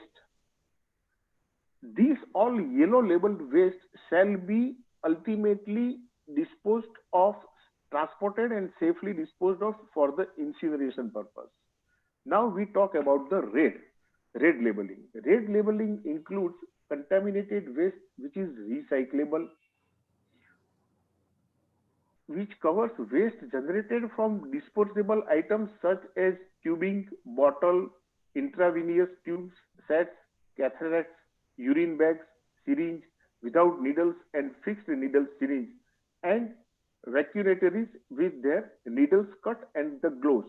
This waste should go to the autoclaving systems as in the waste management site. Now we talk about the blue. Blue color coding is covers normally glassware, broken or discarded and contaminated glass, including medicine, vials, ampoules, except those contaminated with the psychotoxic waste and metallic body impact. Now we talk about the white waste, white container. Waste sharp, including metals, needles, syringe with fixed needles, needles from the tip cutters and burners. These all should go to the autoclave or dry heat sterilizations, followed by the shredding practices. So these are the color coding specifically mentioned in the biomedical waste. Next slide, please. Next slide, please. Again, the temporary storage within the hospital. This is the color picture, pictorial picture of the how to store the waste in the hospital management. Here again, very attractive point, important point is 48 hours, that we cannot store any waste more than 48 hours, or this is a legal problem to us. Now, next slide, please. Next slide, please. Schedule 1. This I have already explained you about the Schedule 1. What are the things covered under yellow? Human anatomy. Next slide, please. Next. Then red. Next, please. Please change the slides. Please change the slides. Yeah. Red, this white. So I have already explained you as per the notifications. But this is the some idea so that we can learn. The chemical treatment using 1% hypochlorite solution or any other equivalent chemical reagents. Multilations shreddings must be that so as to prevent the unauthorized reuse. Here again I will tell you, the unauthorized cycles in the hospital at the lower level and in the local body level. These unauthorized people are collecting the waste from the hospitals with the unauthorized way, and they sell it, they clean it and sell it into the market, which is a very much dangerous thing in our society or in our country. So we have to stop these things at any cost, and there is a legal provisions for taking the actions. Nowadays, all the officials of the hospitals, all the ward boys, those who are managing with the waste, they are totally aware. The main thing is that the training of the ward boy, training for the segregation, training for the recycling, training for the proper management of biomedical waste, and the awareness shall be created within the hospitals and the laboratory facilities, so that the lower staff, those who are working directly with the waste, can get aware about these issues. Now we can, next slide please. Next slide. Treatment and disposal. Next. Treatment, next slide please. Treatment and disposal. Biomedical waste shall be treated and disposed in accordance with the Schedule 1 and in compliance with the standards prescribed in Schedule 2. Any persons including an occupier, operator of the biomedical waste treatment facility intended to promote a new technology for treatment of biomedical waste shall approach the central government or central pollution control board for prior approval. Every occupier shall either set up his own biomedical waste treatment equipment prior to commencement of in operations or ensure treatment of biomedical waste through authorized common biomedical waste treatment facility. every operator of a common BMW treatment facility shall set up BMW treatment equipments prior to commencement of the operator. Here I will inform you that in accordance with the honorable court orders, there is a criteria that within the range of 70 kilometers, only one operator can work for the biomedical waste management. So within that 75 kilometers of the area, whatever the facilities or whatever the hospitals or the clinical laboratories or bedded hospitals are covered with that respective operator. So, and we have to keep very consciously that use the chlorinated plastic waste of handling of biomedical waste shall be prohibited very clearly. The occupier or operator of common biomedical waste facility shall not dispose of such plastics by the incineration. The occupier or operator of the biomedical waste treatment facilities is disposed of or the recyclable biomedical waste such as plastics and glass, etc. through authorized recycler only. The Pollution Control Board grants the authorization for the recycling of the plastic waste. So they are giving separate licenses to those industries which are covered under the recycling of plastic waste. These rules are again of 2016, Ministry of Environment and Forest has notified. So whenever any hospital or clinical man gives the plastic waste, they have to see that the operator should have a recycling authorization properly. And without verification, they should not give it.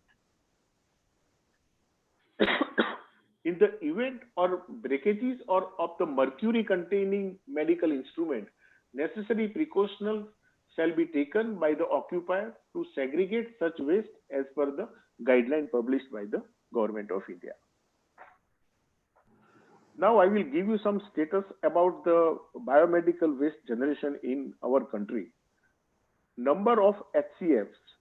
We have 238,000 HCFs in our country. Number of bedded HCFs, that's 87,281. Number of beds in our country, we have a 20,94,000 approximately beds covered in our country. Non-bedded HCFs are 1,51,000. Number of common biomedical waste treatment facilities are 198. Number of HCFs having captive treatment facilities, these are 9,841. Number of captive incineration operated by the HCFs is 225. Quantity of biomedical waste generation in tons per day in our country is about 559 metric tons per day. And biomedical waste, what we are treating is 518 tons per day. Biomedical waste we are treating in our country. Remaining is being recycled. Next slide, please. Next. Next slide is for the packaging. Packaging and record. So we have to maintain the record. Next slide, please. Anyway, Mantri.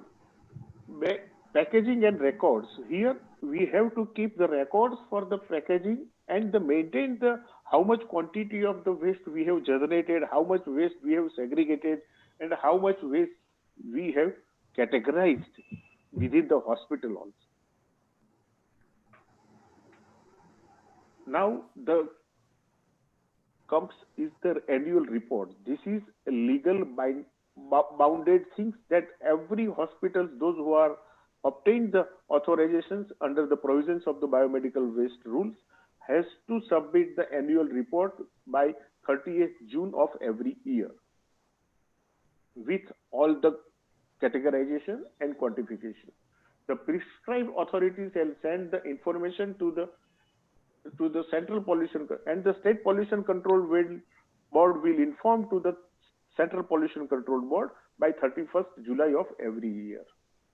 And the Central Pollution Control Board will inform to Ministry of Environment and Forest by 31st of August. So see how our rules are framed with each and every steps. State Pollution Control Board, Central Pollution Control Board, and Ministry of Environment and Forest. We have to maintain the records also. Regarding any accident, when any accident is occurred in any institution or the facility for any site where biomedical waste is handled or during transportation, during transportation of such waste, the authorized person shall report the accident in Form 1 to the prescribed authority, and they can do up any legal issues, they can do appeal in Form 5 within 30 days of the accident. Management of the waste, this is the now crucial period because of our COVID pandemic position. Keep separate color-coded bins, bags, and containers in wards and maintain proper segregation of waste as per biomedical waste rules.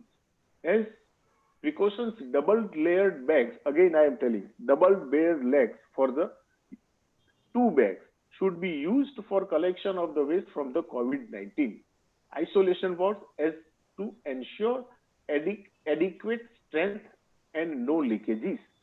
Use a dedicated collection bins labeled as COVID-19 to store COVID-19 waste and keep separately in temporary storage room prior to handling over to the authorized staff of CBWTF.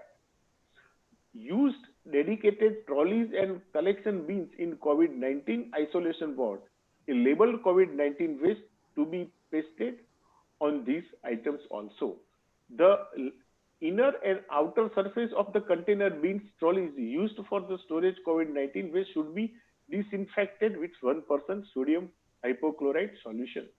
Biomedical waste is any generated from quarantine centers, camps, or should be collected separately in yellow colored bags suitable for biomedical waste collection.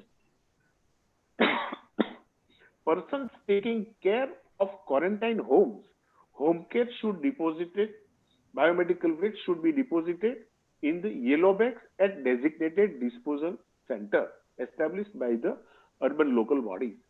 Report opening or operations of COVID-19 ward and COVID ICU ward to State Pollution Control Board and respectively the CBWTF sites located area. HCFs and the agencies operating sewage treatment plants continues to ensure the disinfection of the treated wastewater. This is really a challenging task. When the COVID patients are there, the wastewater, urine wastewater contains the COVID and which comes to the sewage treatment plant. So for that, this also precautions has been framed by the government of India. Operators of the ETPs and the STP attached with the discharge from the healthcare facility and isolation ward should adopt standard operating practice based on the hygienic precautions and wear personal protective equipment prescribed for the operators in the with the PPEs, which includes the goggles, gloves, face mask, liquid repellent cover, all waterproof gloves and water boots. During the COVID-19 pandemic, utilization of treated wastewater within HCFs may be avoided. Patel sir, can you finish in 2 minutes, please, Patel sir? We are running short of time. Yes, sir. Yes, sir. Yes, sir. Now I will show the, please, next slide, please. Next slide. Nita, go to next slide. Next slide, please. I would like to show the photograph of the incinerator. Next.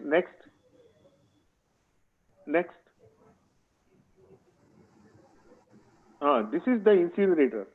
See here, just for information to all our concern, this is incinerator is having a dual chamber and primary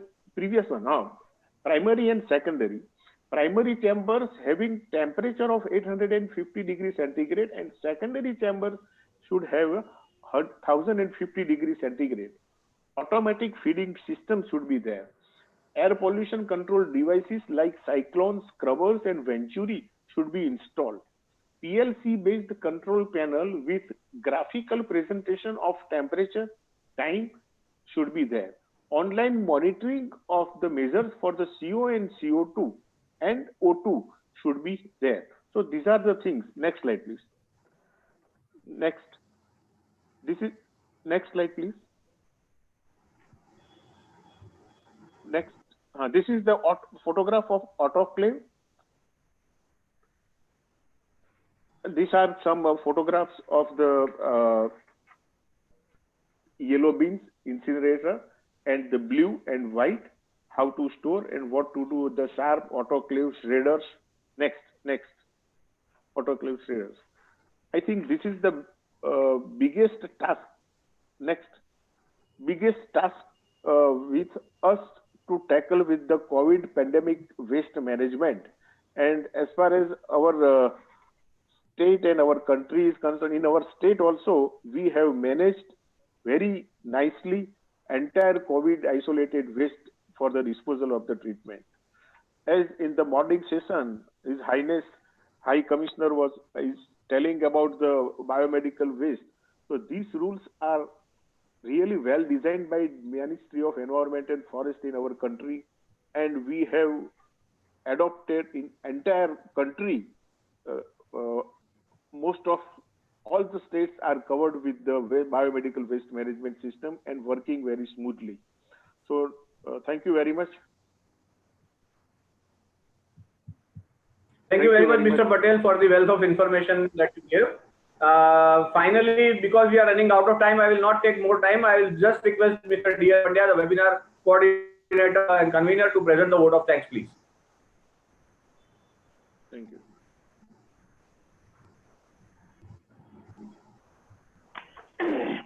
Thank you very much, Dharmendra Bhai. We had an excellent session of more than 2 hours, covering possibly all possible aspects of safety and infection control for the healthcare professionals.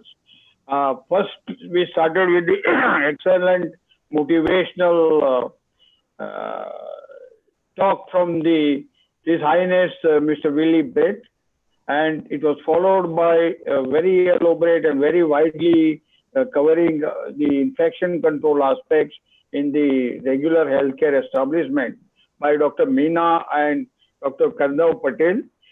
Mr. Safari and Mr. Lawrence highlighted the laboratory practices, how infection controls can be starting from the specimen collection to the processing, and also the planning of the laboratory operations, how the infection control can take place. And lastly, Mr. V.R. Patel, last not but the most important aspect of controlling the infection was covered by Mr. Patel on the biomedical waste management. So thank you very much, all the dignitaries and speakers, and also the massive presentation today we had from the delegates, from the exhibition, from the webinar, and all. This is the end of our second day webinar. Tomorrow we will have a very important session on the technologies, quality requirements, and business operations opportunities for medical textiles, PPEs, and face masks. So I am sure this being a very important aspect regarding particularly the this COVID-19 pandemic situation, it will be of great interest to everybody. So I invite all to be there again tomorrow at 12 o'clock. Thank you very much. Thank you all, and look forward to your participation tomorrow. Thank you. Thank you very much. Thank you, sir. Thank you very